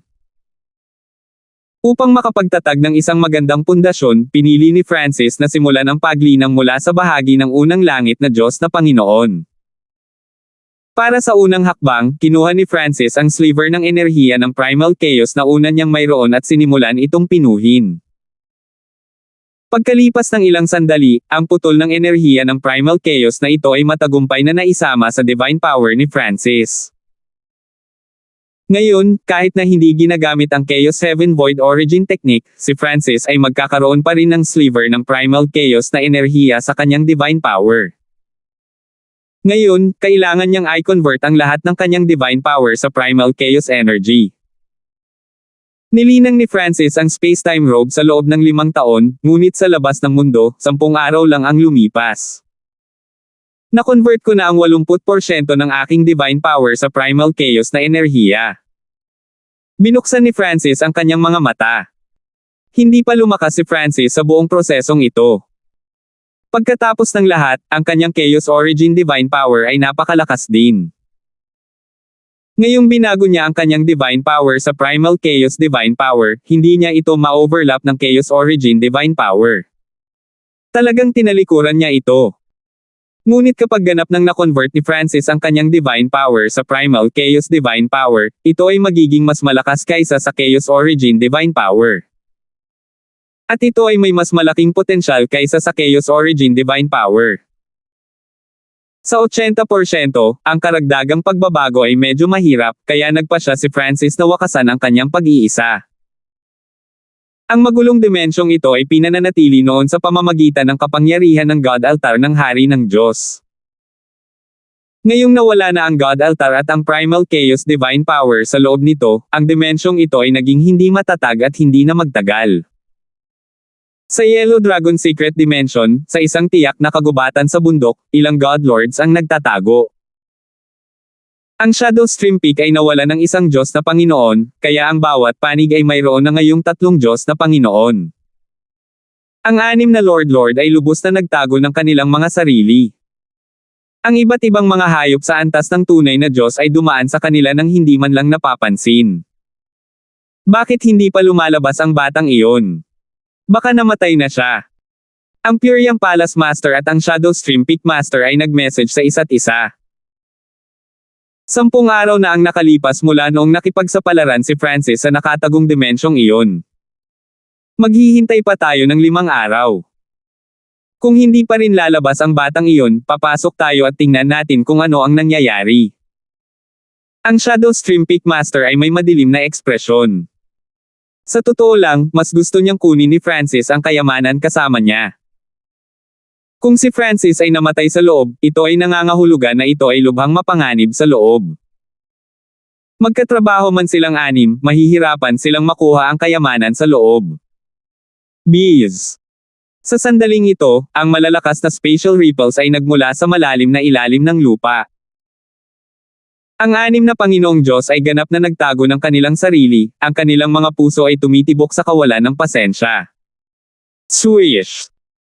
Isang pilak na figure ang bumaril mula sa lupa, na sinamahan ng isang torrent ng magulong enerhiya. Upang tanggapin dito ng mga Lord ng 5-star na paksayon, ang Hanford na ito ay talagang pinarangalan. Iniskan ni Francis ang lugar at tumawa. Naramdaman niya talaga tayo. Nagulat ang purong yang Palace Master. Kalimutan mo na yan. Gawin natin ang pinlano natin. Ang Shadow Stream Peak Master ay nag-message sa lahat ng iba pang mga Lord. Shadow Twist Array. Ang mga anino sa lupa ay namilipit, nagiging hindi mabilang na itim na tinak na nagtipon sa isang espesyal na hanay, at nagsimulang mabilis na bomb alot kay Francis. Kasabay nito, ang 3 Pyriang Palace Godlords ay lumitaw sa kalangitan. Kaboom! Ang nakakapasong pulang apoy ay sumabog mula sa kanilang mga katawan, na namamatay sa buong mundo na pula. Purong yang palm. Ang 3 Godlords ay gumamit ng isang lihim na pamamaraan ng Pyriang Palace, na pinalamutian ang kanilang enerhiya sa 3 malalaking nagninangas na palad na tumutusok patungo sa lupa. Sa ilalim ng kapangyarihang ito, ang kagubatan sa bundok ay agad na nabura, na naiwan lamang si Francis. Kasabay nito, ang Shadow Stream Peak Master at Godlord Cloudmoon ay lumapit mula sa silangan at kanluran. Illusion Heaven We Speak Cloud Slash. Ikinaway ng Diyos Lord Cloudmoon ang kanyang Cold Moon Saber, na naglabas ng malawak na ulap ng ambon. Sa loob ng ambon na ito, ang di mabilang na hindi mabilang na mga talim ng liwanag ng buwan ay umuungol. Ang Shadow Stream Peak Master ay bumubuo rin ng isa sa kanyang mga killing move. Ang Silver Claw sa kanyang kamay ay lumikha ng 5 itim na spike na palm unit sa hangin patungo kay Francis. Sa isang iglap, na-trigger ang pananambang na pinagtuunan ng pansin at pagsisikap ng 6 na Godlords. Ang mundo ay gumuho habang ang walang katapusang hangarin ng pagpatay ay nag-uugnay kay Francis. Ang 2 langit na Panginoong Diyos ay mapapahamak, at kahit na ang pinakamataas na 2 langit ay makakaligtas lamang sa mga mabibigat na pinsala. Nailigtas ko ang iyong aso ng isang beses, ngunit tila hindi mo alam kung ano ang mabuti para sa iyo at dumating upang ipadala ang iyong sarili sa kamatayan. Sa harap ng mga pag-ataking ito, si Francis ay nanatiling cool at walang malasakit, kahit na medyo naiinis. 1491. Ang mundo ay gumuho habang ang walang katapusang hangarin ng pagpatay ay nag-uugnay kay Francis. Nailigtas ko ang iyong aso ng isang beses, ngunit tila hindi mo alam kung ano ang mabuti para sa iyo at dumating upang ipadala ang iyong sarili sa kamatayan. Sa harap ng mga pag-ataking ito, si Francis ay nanatiling cool at walang malasakit, kahit na medyo naiinis. Primal Chaos Lightning Vortex. Ginamit ni Francis ang kanyang Primal Chaos Energy at Tribulation Lightning Energy para bumuo ng isang itim na butas na kumakaluskos ng kidlat sa paligid niya. Ang kalidad at pag-aari ng Primal Chaos na enerhiya ay higit na mas malaki kaysa sa Chaos Origin Divine Power. Para sa kadahilanang ito, ang mga kakayahan sa pagtatanggol ng discarding ito ay napabuti din. Boom! Bang! Bumuhos ang malakas na ulan ng mga pag-atake. Sa loob ng Primal Chaos Lightning Vortex, naramdaman ni Francis ang malalakas na pag-atake ng Divine Power sa kanya, ngunit lubos siyang nagtitiwala sa kanyang husay sa pagtatanggol. Whoosh! Nang tumira ang alikabok, isang itim na butas na kaluskos na may kidlat ang lumitaw sa gitna ng pagsabog, ang ibabaw nito ay natatakpan ng maliliit na bitek. Sa pamamagitan ng mga bitek na ito, nakita ng Pyriang Palace at Shadow Stream Peak Godlords na si Francis ay ganap na hindi nasaktan.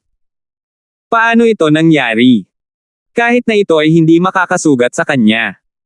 Ang Shadow Stream Peak Master ay natigilan ng hindi makapaniwala. Isa itong pinakamataas na pag-atake na nakakuha ng lakas ng 6 na Lord, 3 sa kanila ay Second Heaven Godlords, ngunit hindi pa rin nila nagawang sugatan si Francis. Ito ay dapat na isang Nagel iligtas buhay na defensive na kasanayan. Hindi niya dapat mapanatili ito ng matagal. Godlord Cloudmoon conjectured. Napakaliit ng kahulugan ng sitwasyon na ito ang tanging teorya na maaari niyang maisip. Ang itim na butas na ito ay dapat na isang Nagel iligtas buhay na sukat ni Francis na hindi magagamit ng matagal o kung hindi ay may side effect. Winford, hindi ko akalain na papasok ka sa Pyriang Palace para maaga mo ang pag-aari ng aking Pyriang Palace. Ang Pyriang Palace Master ay biglang umungal, ang kanyang boses ay puno ng katwiran. Ito ay isang legacy na iniwan ng Heaven Mending Race. Wala itong kinalaman sa iyong Pyriang Palace, kaya paano ko ito ninakaw? Ngumisi si Francis. Magiging totoo lang ang pahayag ng Pyriang Palace Master kung ang God King expert na nag-iwan ng legacy ay may koneksyon sa Pyriang Palace, ngunit ang God King ng 6th rank Heaven Mending Race ay malinaw na walang kaugnayan sa Pyriang Palace. Ang Shadow Stream Peak Master sa loob-loob ay nginisyan. Ang Pyriang Palace Master ay talagang tinatrato ang kayamanan ng Heaven Mending Race bilang Pyriang Palaces. Ngunit nagpa siya pa rin ang Shadow Stream Peak Master na magmensahe sa Pyriang Palace Master. Kung hahayaan nating kunin ng batang ito ang kayamanan, hindi maipapakita ng Pyriang Palace ang mukha nito sa Tungtay Zone. Ang Shadow Stream Peak Master ay may mas malaking pagnanais para sa kayamanan ng Heaven Mending Race. Nakagawa siya ng mesensi ng mga plano kahit na nagbabayad ng malaking halaga para humiling ng tulong ng Diyos Lord Cloudmon. Ang Shadow Stream Peak ay nawalan pa nga ng isang Diyos na Panginoon. Kung wala pa rin itong nakuha mula sa pakikipagsapalaran na ito, hindi maiiwasan ang pagbaba nito. Winford, lumabas ka ng buhay, kaya ipinapalagay ko na nakakuha ka ng isang uri ng kayamanan. Kung handa kang ibigay ang isang bahagi nito, ang aking Pyriang Palace ay titigil sa pag-istorbo sa iyo. Ang Pyriang Palace Master ay natural na hindi ma-provoke ng Shadow Stream Peak Master. Sa halip, sinubukan niyang gumawa ng kompromiso. Hanggat mapanatili ng Pyriang Palace ang isang bahagi ng kayamanan, magkakaroon pa rin ito ng kaunting dignidad. Bukod dito, si Francis ay nagpakita ng napakalaking lakas at talagang may kakaibang background. Ang Pyriang Palace ay walang pagnanais na saktan siya. Ano? Isang grupo ng mga walang kabuluhan. Napangiwi ang Shadow Stream Peak Master. Ang Pyriang Palace Master ay talagang sinusubukang ikompromiso. Nagdilim din ang ekspresyon ni God Lord Cloudmon. Kung nakipagpayapaan sina Francis at Pyriang Palace, sila ang nasa panganib. Ito ay isang bagay na nakuha ko sa pamamagitan ng sarili kong kapangyarihan. Hindi ko na kailangang ibigay ito sa iyo. At bukod pa, wala akong paraan para ibigay ito. Mariing tumanggi si Francis. Kung humingi ng ibang uri ng mapagkukunan o kayamanan ng Pyriang Palace, maaaring natupad niya ang kanilang kahilingan. Gayunpaman, walang paraan si Francis para ibigay ang legacy ng Heaven Mending Race. Ang Primal Chaos Scripture ay isang paramount scripture, kaya hindi ito direktang maipapasa sa iba. Tulad ng para sa selyadong Primal Chaos na enerhiya, ito ay masyadong malakas. Kung ibibigay niya ito, maaaring bumalik ang Pyriang Palace sa salita nito at gamitin ang kapangyarihang ito laban kay Francis, na magdulot sa kanya ng malaking pagkawala. Bukod dito, may ilang pangangailangan si Francis para sa enerhiya ng Primal Chaos, at maaari itong magsilbi bilang isa sa kanyang mga trump card. Bukod dyan, maaari nitong mapabilis ang kanyang pag-unlad sa landas ng paglilinang. Kuya Hanford, hindi na kailangan nito. Malungkot na bumantong hininga si Amon. Hindi rin niya gustong gumawa ng kaaway ni Francis.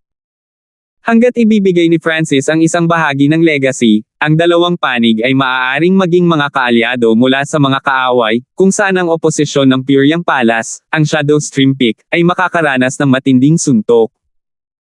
Haha, walang silbi ang Pyriang Palace. Dahil ayaw mong bawiin ang sarili mong mga gamit, ibinababa mo ang sarili mo sa paghingi ng kapayapaan, at pagkatapos ay tatanggihan ka. Sa sandaling ito, ang First Heaven Godlord mula sa Shadow Stream Peak ay nagdagdag ng kaunting panggatong sa apoy. Patayin! Ang Pyriang Palace Master ay nakaramdam ng lubos na kahihiyan, at siya ay sumigaw, ang kanyang mga mata ay malamig at matalas. Ang Shadow Stream Peak Master ay tumawa ng masama habang nakikipag-away siya sa iba pang mga Lord. Ang 6 na Panginoong Diyos ay sumulong, ang 3 pangalawang langit sa harap at ang 3 unang langit sa likuran.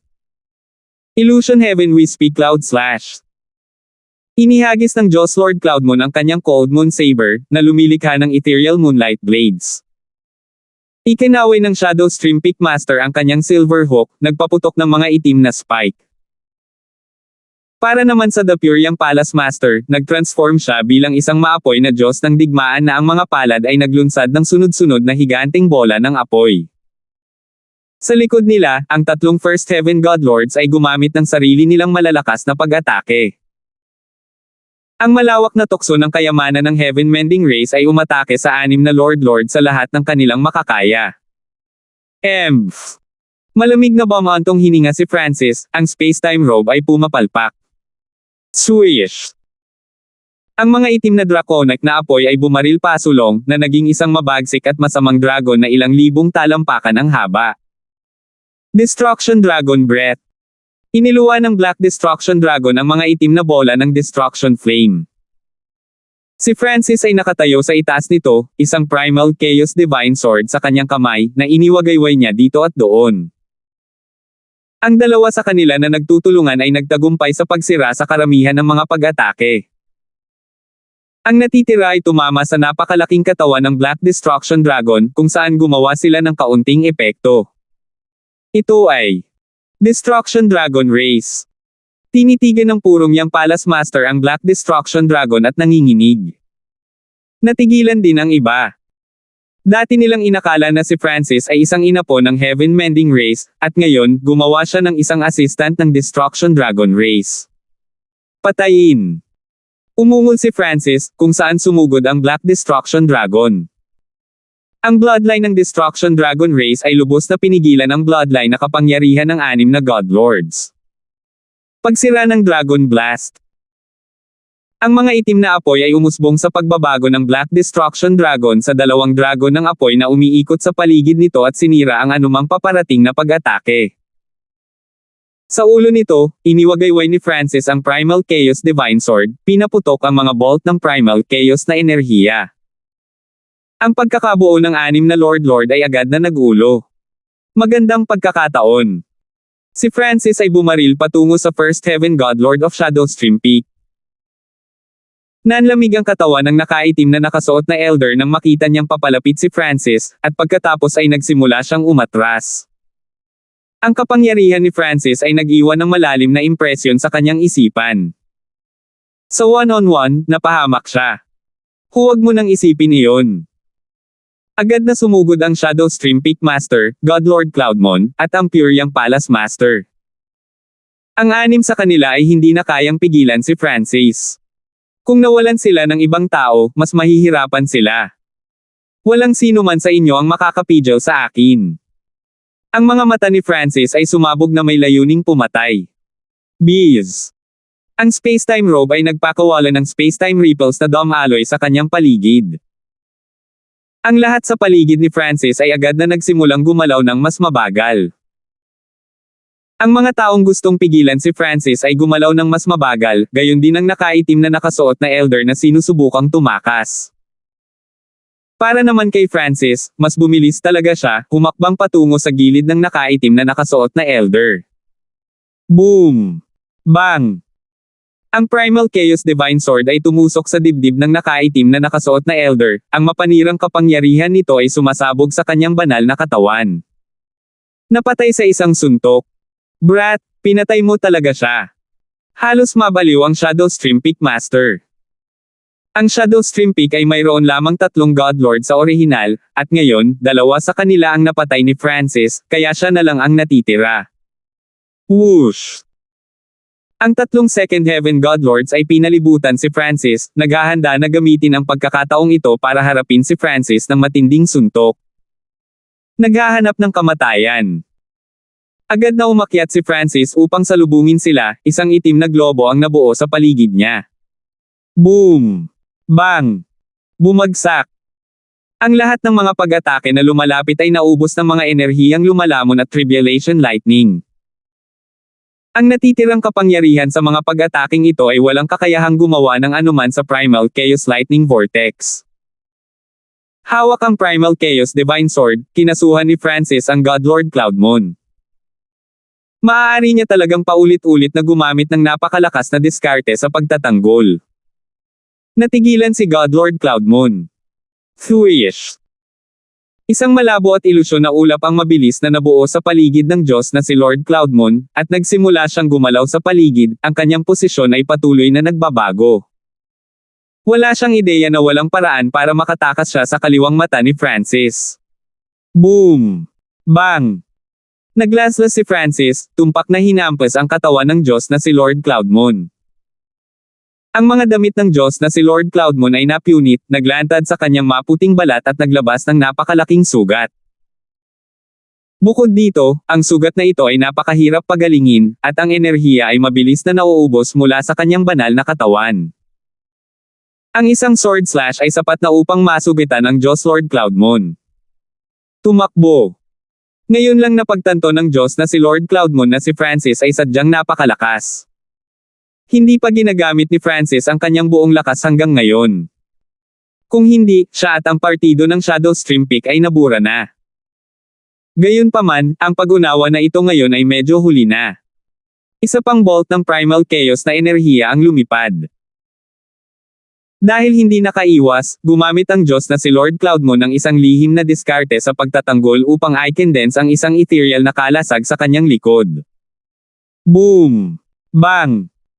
Ngunit ang defensive skill na ginamit niya sa kanyang pagmamadali ay hindi kapani-pani, walang marupok sa ilalim ng kapangyarihan ng Primal Chaos. Basag! Nagkapira-piraso ito. Iligtas mo ako. Ang kanyang likod ay basang-basa sa dugo, ang Diyos Lord Cloudmon ay bumagsak sa lupa. Nang makitang malapit ng mamatay si God Lord Cloudmon kay Francis, ang Purium Palace Master at Shadow Stream Peak Master ay sumugod upang iligtas siya. Ngunit si Francis ay may kalamangan sa bilis at sa kanyang pinakamataas na husay sa pagtatanggol. Ang kanilang mga pag-atake ay kaunting KT lamang kay Francis. Thwish! Bumagsak si Francis at itinapon ang Primal Chaos Divine Sword, na tumago sa banal na katawan ni God Lord Cloudmon. Ang Primal Chaos Divine Sword na ito ay sumisipsip ng enerhiya ng mundo at pagkatapos ay sumabog, nagukit ng isang napakalaking bunganga sa lupa. Namatay ang Diyos na si Lord Cloudmon nang hindi man lang nag-iwan ng bangkay. Sa sandaling ito, isa pang sigaw ang nagmula sa kabilang panig. Ang Black Destruction Dragon, na may hindi mapigil ang momentum, ay napunit ang isang God Lord of Purium Palace. Ang Black Destruction Dragon ay nasa God Lord level na, at ang Destruction Dragon race na bloodline nito ay nagbigay daan dito na lumaban sa Second Heaven God Lords. Dalawang First Heaven God Lords ay sadyang walang kapantay para dito. Paano naging ganito? Habang sunod-sunod na pinaslang ang Diyos na Panginoon, ang Purium Palace Master ay natigilan, baka sa kanyang mukha ang kawalan ng pag-asa. 6 na Lord ang nabigo na gumawa ng anuman kay Francis. Sa kabaligtaran, si Francis ay tumalikod at pinatay ang 3 sa kanila. Ang tanging natitira ay siya, ang Shadow Stream Peak Master, at Amon. Ano ang posibleng gawin nila kay Francis? Ang Shadow Stream Peak Master ay naiwang tulala din sa tanawing ito.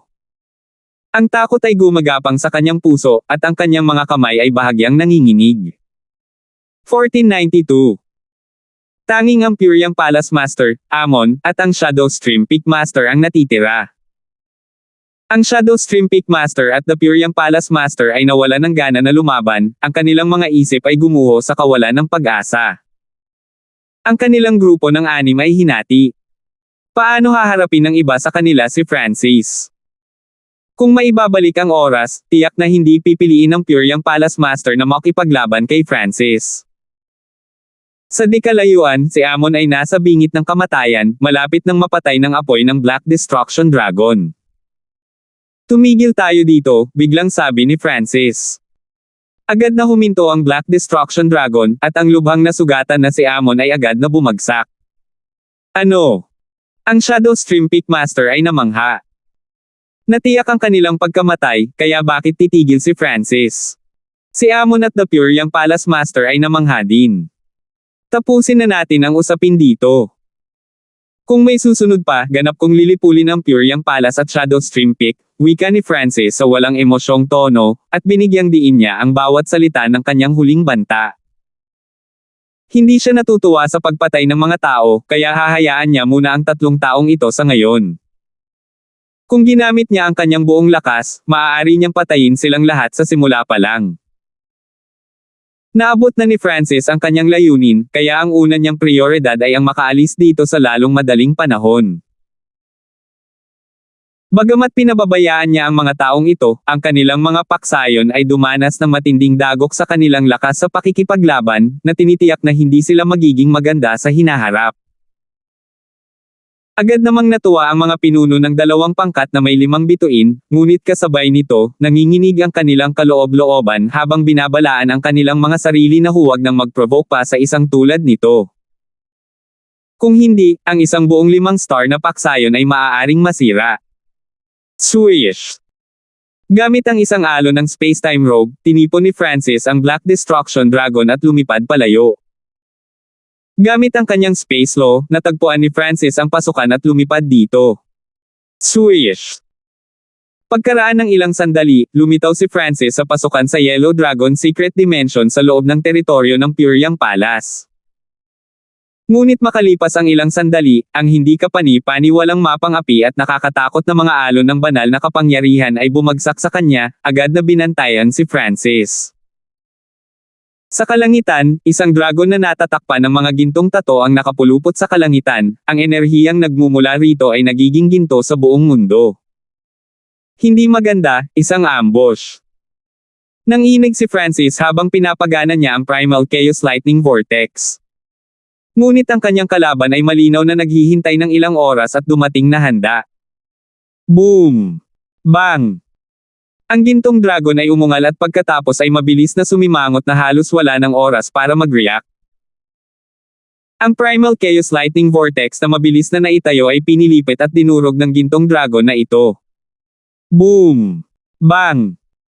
Habang nabasag ang Primal Chaos Lightning Vortex, si Francis ay pinalayas, ang dugo at enerhiya sa kanyang katawan ay umiikot habang ang kanyang mukha ay namutla. Agad niyang namataan ang 5 figure na lumulutang sa di kalayuan. 2 sa kanila ang nasa first heaven, 2 ang nasa second heaven, at ang lalaking may gininto ang balat na natatakpan ng dragon tattoo ay isang third heaven god lord. Hindi nakilala ni Francis ang 5 ito, ngunit malinaw na nakilala siya ng 5 ito. Ang isa sa mga first heaven god lords ay medyo nagulat. Hindi lang si Francis ang hindi masyadong nasugatan, hindi rin siya mukhang nasugatan. Sa sandaling ito, swish, swish, swish. Ang natitirang 3 miyembro ng partido na nakipagsapalaran sa Yellow Dragon Secret Dimension ay lumitaw, nalilito at nagulat ang mga mukha sa kanilang mga mukha. Nang makita nila ang 5 Panginoong Diyos sa langit, agad silang namutla. Diyos na Panginoong Gintong Emperador. Ang Diyos Lords ng 2 5 star na paksayon ay tumawag bilang paggalang. Ang God Lord Golden Emperor ay isang third heaven God Lord ng Golden Dragon Sacred Land. Sila ay kabilang sa mga paksayon sa ilalim ng sagradong lupang ito, kaya nang makita nila ang ikatlong Diyos ng langit na si Lord Golden Emperor, natural na kailangan nilang yumoko. Pero nagulat sila. Paano nalaman ng Diyos Lord Golden Emperor ang tungkol sa Heaven Mending Race Legacy na nakatago dito? Kung hindi, bakit pupunta rito ang isang third heaven God Lord mula sa ibang paksayon? Francis, ibigay mo ang iyong sarili.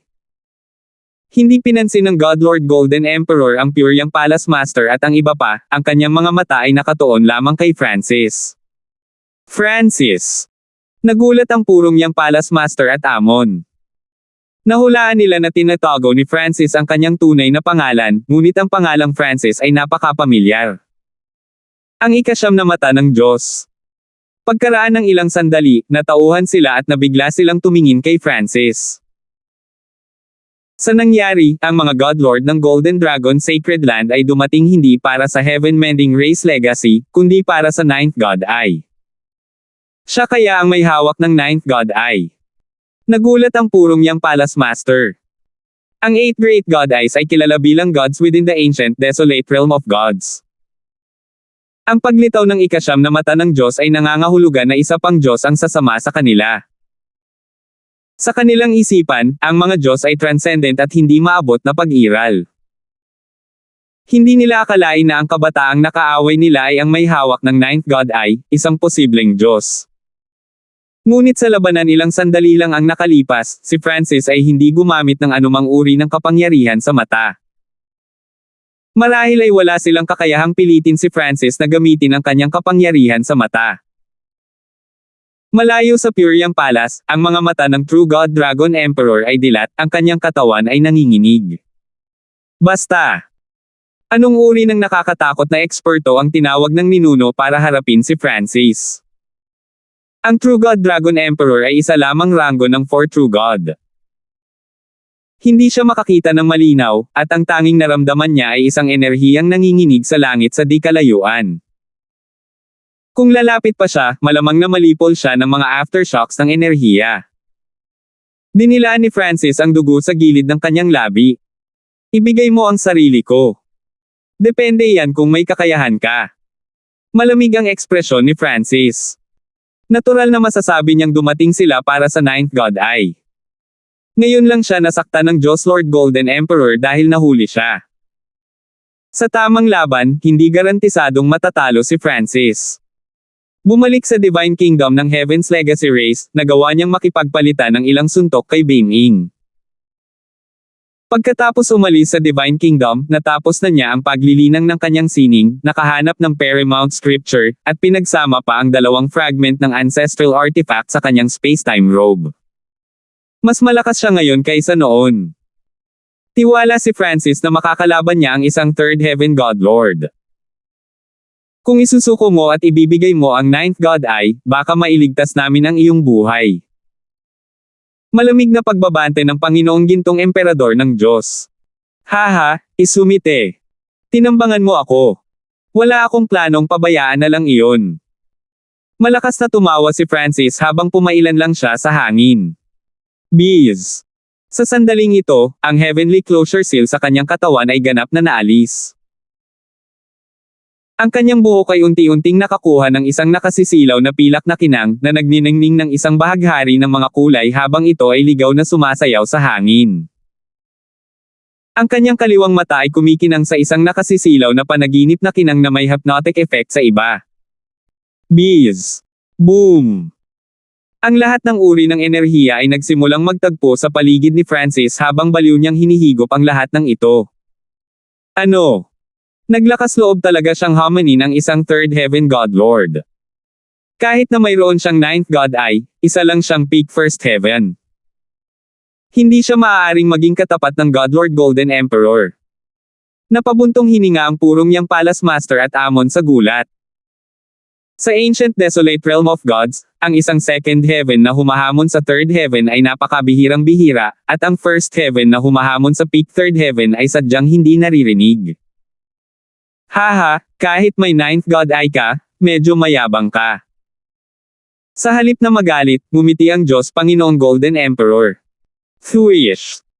Bigla siyang nawala, isang nakakasilaw na gintong liwanag na bumaril kay Francis.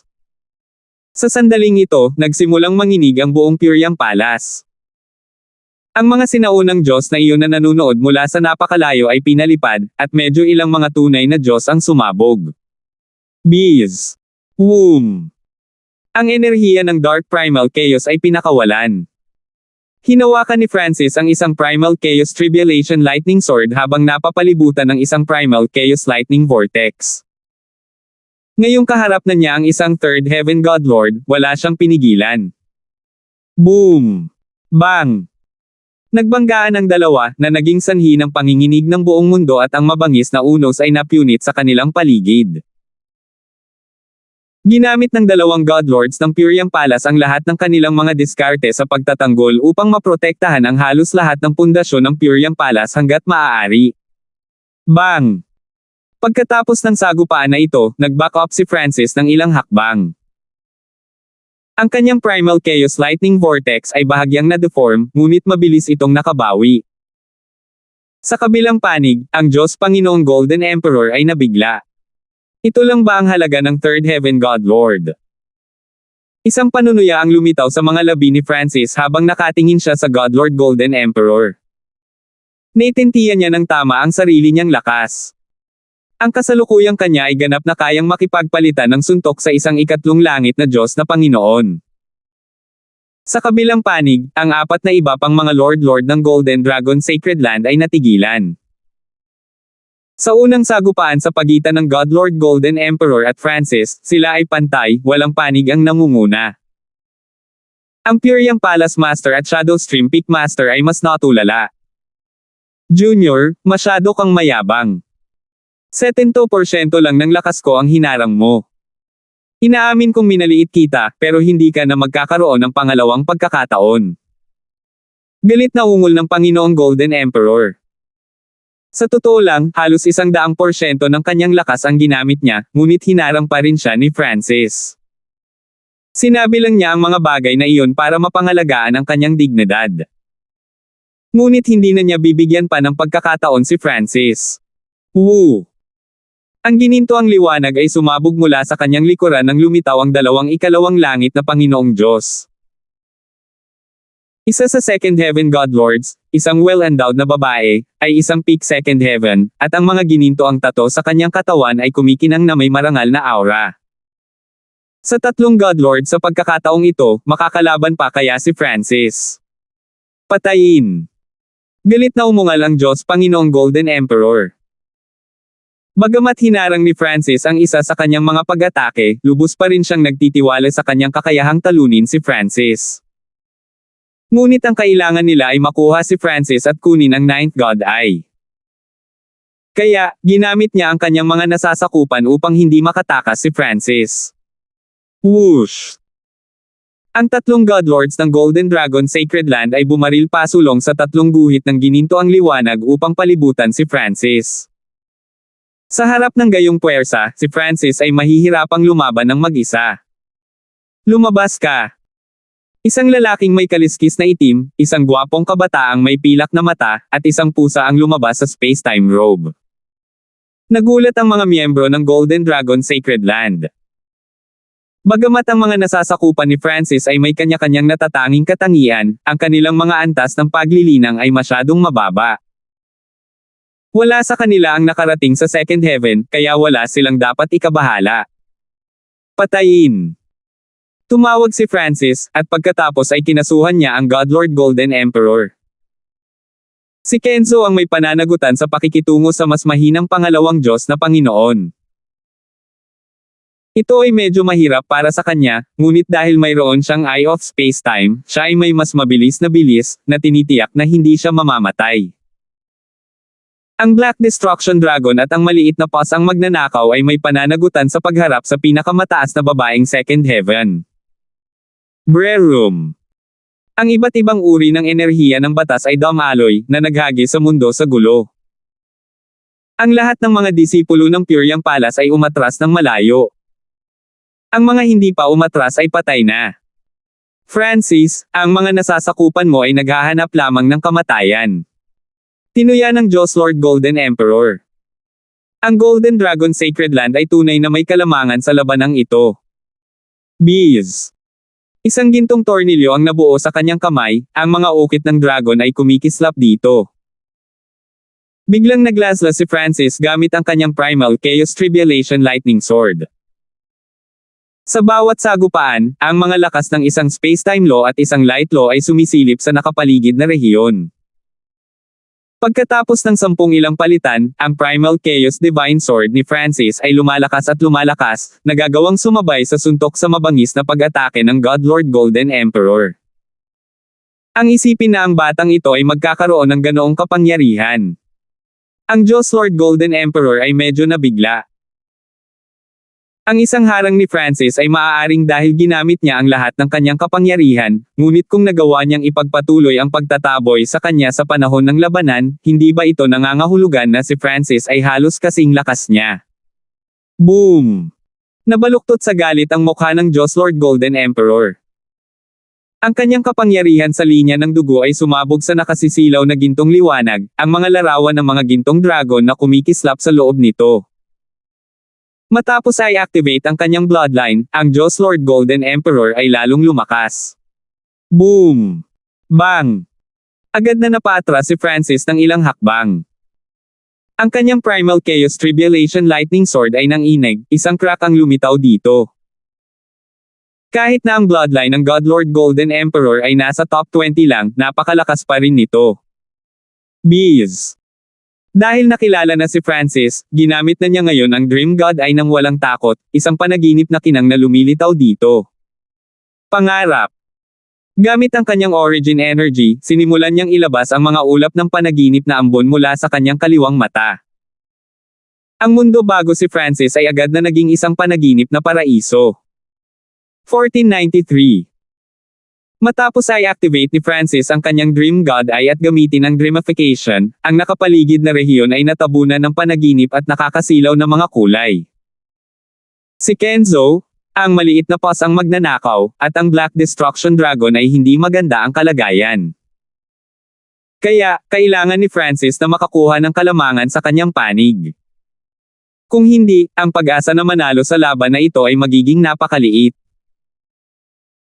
Ngayong na-activate na ng Godlord Golden Emperor ang kanyang bloodline, nagpa siya si Francis na gamitin ang kapangyarihan ng kanyang Dream God Eye. Ito. Anong nangyayari?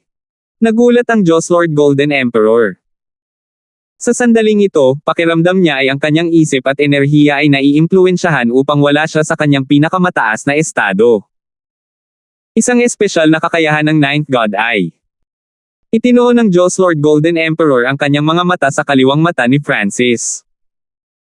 Ang isang mata na matatawag na mata ng Diyos ay walang alinlangan na pambihira. Sa sandaling ito, nakatuon si Francis sa Godlord Golden Emperor. Mawala.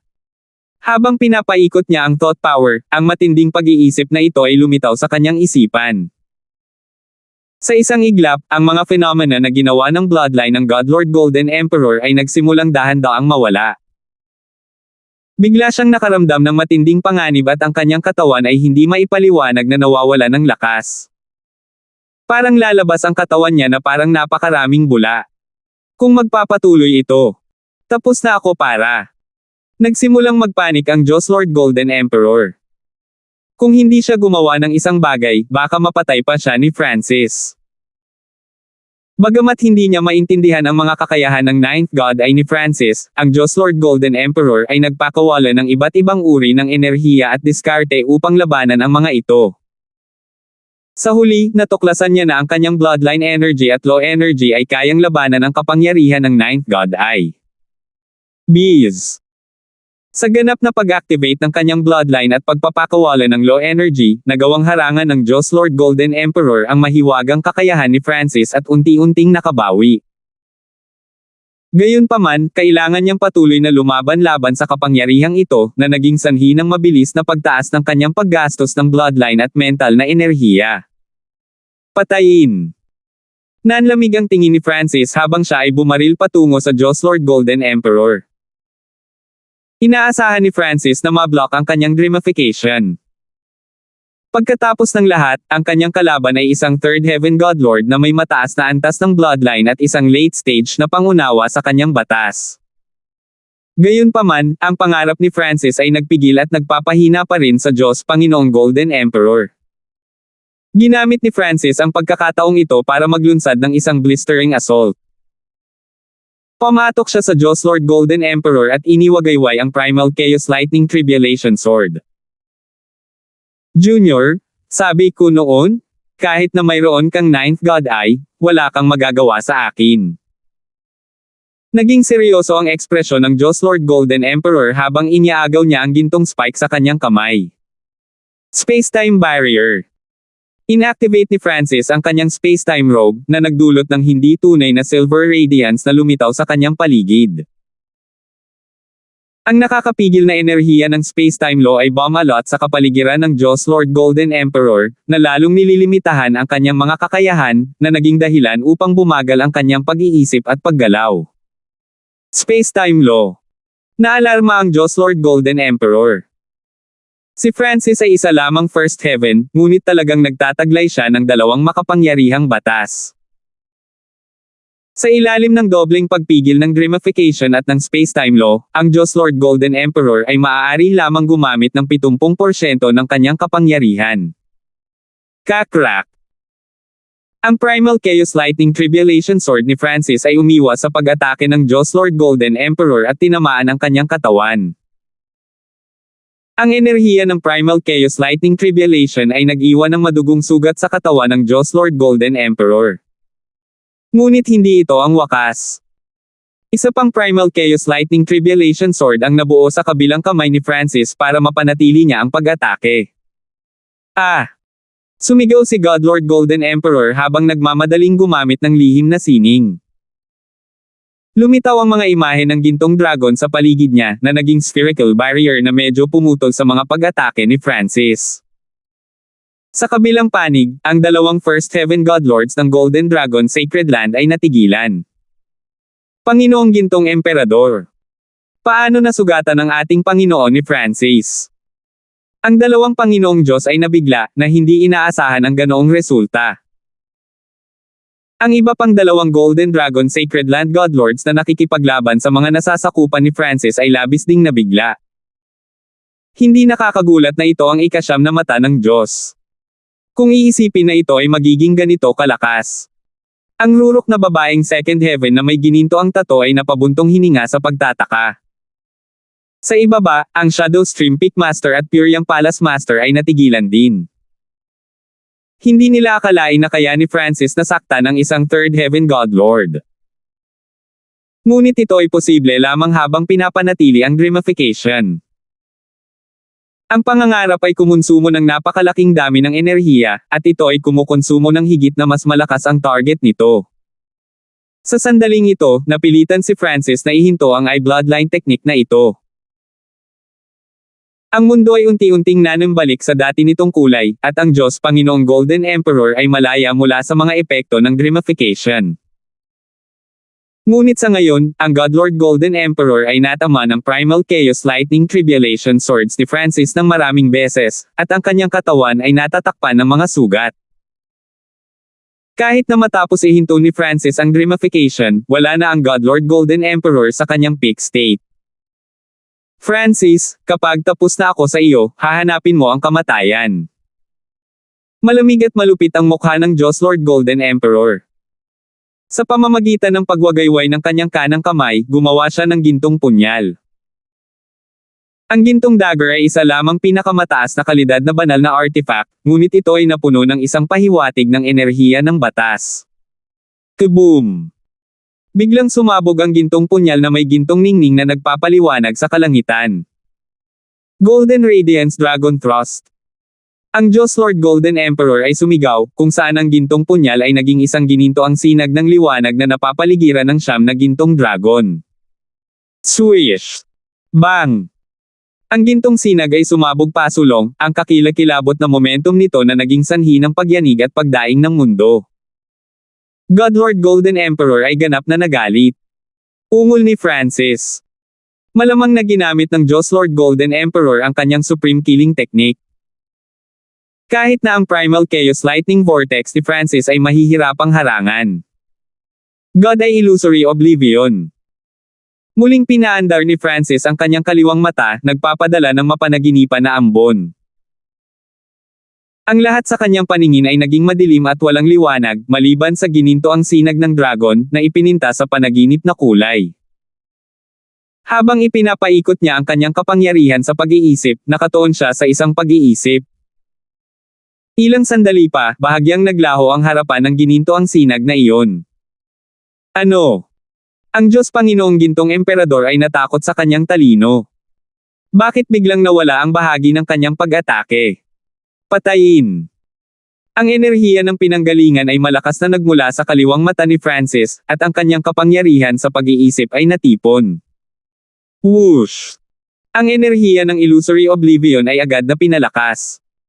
Sa pagkakataong ito, ang sinag ng gintong dragon ay ganap na naglaho. Paano naging ganito? Natigilan ng Diyos Lord Golden Emperor. Ang kanyang sariling pag-atake ay hindi maipaliwanag na nawala. Ito ay masyadong walang katotohanan. Ngunit hindi ito ang katapusan ng kahangalan. God Eye Duplication, Golden Radiance Dragon Thrust. Biglang lumabo ang kaliwang mata ni Francis. Kasabay nito, isang napakalaking pilak na mata na nagniningning ng isang bahaghari ng mga kulay ang lumitaw sa likod ng Diyos Lord Golden Emperor. Nagsimulang lumitaw ang isang panaginip na ambon sa paligid ng pilak na mata. Boom! Biglang isang gininto ang sinag ng liwanag na napuno ng isang nanginginig na langit na momentum ang bumaril mula sa panaginip na ambon at patungo sa Diyos Panginoong Golden Emperor. Ito. Imposible. Ang mukha ni God Lord Golden Emperor ay nagyelo sa gulat. Ginamit ni Francis ang sarili niyang supreme technique. Ngunit ang napipintong panganib ang naging dahilan upang agad niyang isinantabi ang mga tanong sa kanyang isipan. Boom! Sumabog ang divine power habang ginamit ng Diyos Lord Golden Emperor ang kanyang defensive technique, muli na pinalibutan ang kanyang sarili sa isang dragon barrier. Kasabay nito, ang napakalaking imahe ng isang banal na kaharian ay bumabalot sa kanyang katawan. Boom! Bang! Ang Golden Radiance Dragon Thrust ay tumama, na nagpapadala ng mapanirang shockwave sa buong rehiyon. Mahigit sa kalahati ng Puriang Palace ay agad na nabura, naiwan sa ganap na pagkagulo. Ang mga miyembro ng Golden Dragon Sacred Land na nakikipaglaban sa maliit na pos ang magnanakaw at iba pang mga nasasakupan ni Francis ay hindi napigil ang lumingon sa pagkabigla sa Diyos Panginoong Golden Emperor. Whoosh! Nang kumalat ang gininto ang liwanag, lumitaw ang isang itim at sugatang figure sa gitna ng pagsabog. Francis, tiyak na gagawin kong miserable ang buhay mo kaya mamamanhikan ka para sa kamatayan. Tinitigan ng Diyos Lord Golden Emperor si Francis, ang kanyang mukha ay nabaluktot sa kabangisan. Damaloy ang gininto ang dugo mula sa kanyang banal na katawan, dahan-daang gumagaling ang kanyang mga sugat. Panginoong Gintong Emperador. Ang dalawang First Heaven Godlords ay tumawag sa alarma. Hindi nila akalain na ang Diyos Lord Golden Emperor ay makakaranas ng matinding dagok mula kay Francis. Kung mabaygo ang operasyong ito, mawawala ang lahat ng pride at dignidad ng Golden Dragon Sacred Land. Woo! Nagsimulang kumilos ang dalawang First Heaven Godlords. Alam nila na makapangyarihan si Francis, kaya pinili nilang magpaputok ng malayo ang pag-atake para suportahan ang Diyos Lord Golden Emperor. Naghahanap ng kamatayan.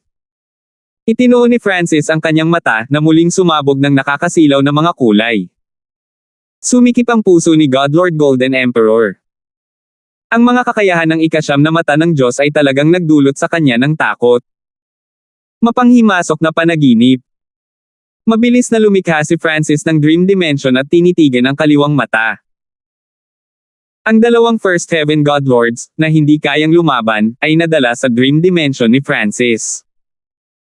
Bilang ikatlong langit, ang Diyos Panginoong Golden Emperor ay mas lumalaban sa kapangyarihang ito. Natuklasan ng God Lord Golden Emperor na ang mga mata ng dalawang First Heaven Godlords ay naging malabo at hindi nakatutok. Anong nangyayari? Naramdaman ng Diyos na Panginoong Golden Emperor na may mali at inilagay niya ang lahat ng kanyang lakas upang labanan ang paghila ng kaliwang mata ni Francis. Boom! Bang! Pagkaraan ng ilang sandali, ang hindi mabilang na mga sugat ay biglang lumitaw sa dalawang Panginoong Diyos sa likuran niya, at sa huli, ang kanilang mga banal na katawan at kaluluwa ay sumabog sa mga piraso. Naramdaman ng Diyos Lord Golden Emperor na tumindig ang kanyang mga balahibo. Ang dalawang First Heaven Godlord na iyon ay napakalayo kay Francis, ngunit sa isang titig lang, ang dalawang Godlord na iyon ay sumabog, patay sa katawan at kaluluwa. Ang mas nakakatakot ay ang Diyos Lord Golden Emperor ay hindi napigilan o naiintindihan man lang kung ano ang nangyayari. Whoosh! Habang ang Diyos Lord Golden Emperor ay dinaig ng takot, muling sumugod si Francis. Nasa pinakamahina niyang kalagayan ang Panginoong Golden Emperor, at hindi siya mabigyan ng pagkakataong makahinga. Sa loob ng Primal Chaos Lightning Vortex, si Francis ay mabilis na hinampas ang Primal Chaos Lightning Tribulation Sword. Kuya, anong ginawa mo ngayon? Takot pa rin ang Diyos Lord Golden Emperor sa kanyang nasaksihan. Thwish! Kumaway ang space-time robe, nagpapadala ng blade ng time energy. Habang ang dalawang fragment ng ancestral artifact ay nasa loob ng space-time robe, magagamit pa rin ito ni Francis para magpaputok ng mga pag-atake. Boom! Bang! Bumagsak! Ginamit ng Godlord Golden Emperor ang Golden Dagger para palayasin ang agos ng mga pag-atake ni Francis, ngunit hindi pa rin siya nakaka-recover sa pinsalang dulot ng God Eye Duplication ni Francis. At ang enerhiya ng Primal Chaos ni Francis ay may lumalamon na katangian na nagpalakas nito habang nagpapatuloy ang labanan.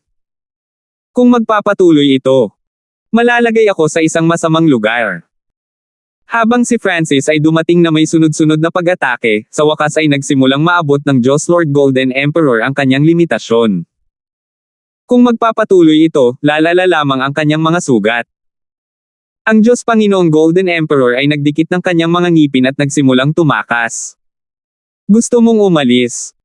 Si Francis ay malamig na sumingot at lumipad sa paghabol. Panginoong Gintong Emperador. Ang dalawang eksperto sa Golden Dragon Sacred Land na nakikipaglaban sa mga nasasakupan ni Francis ay naalarma. Ang Third Heaven God Lord Golden Emperor ay talagang natalo ni Francis at sinusubukang tumakas.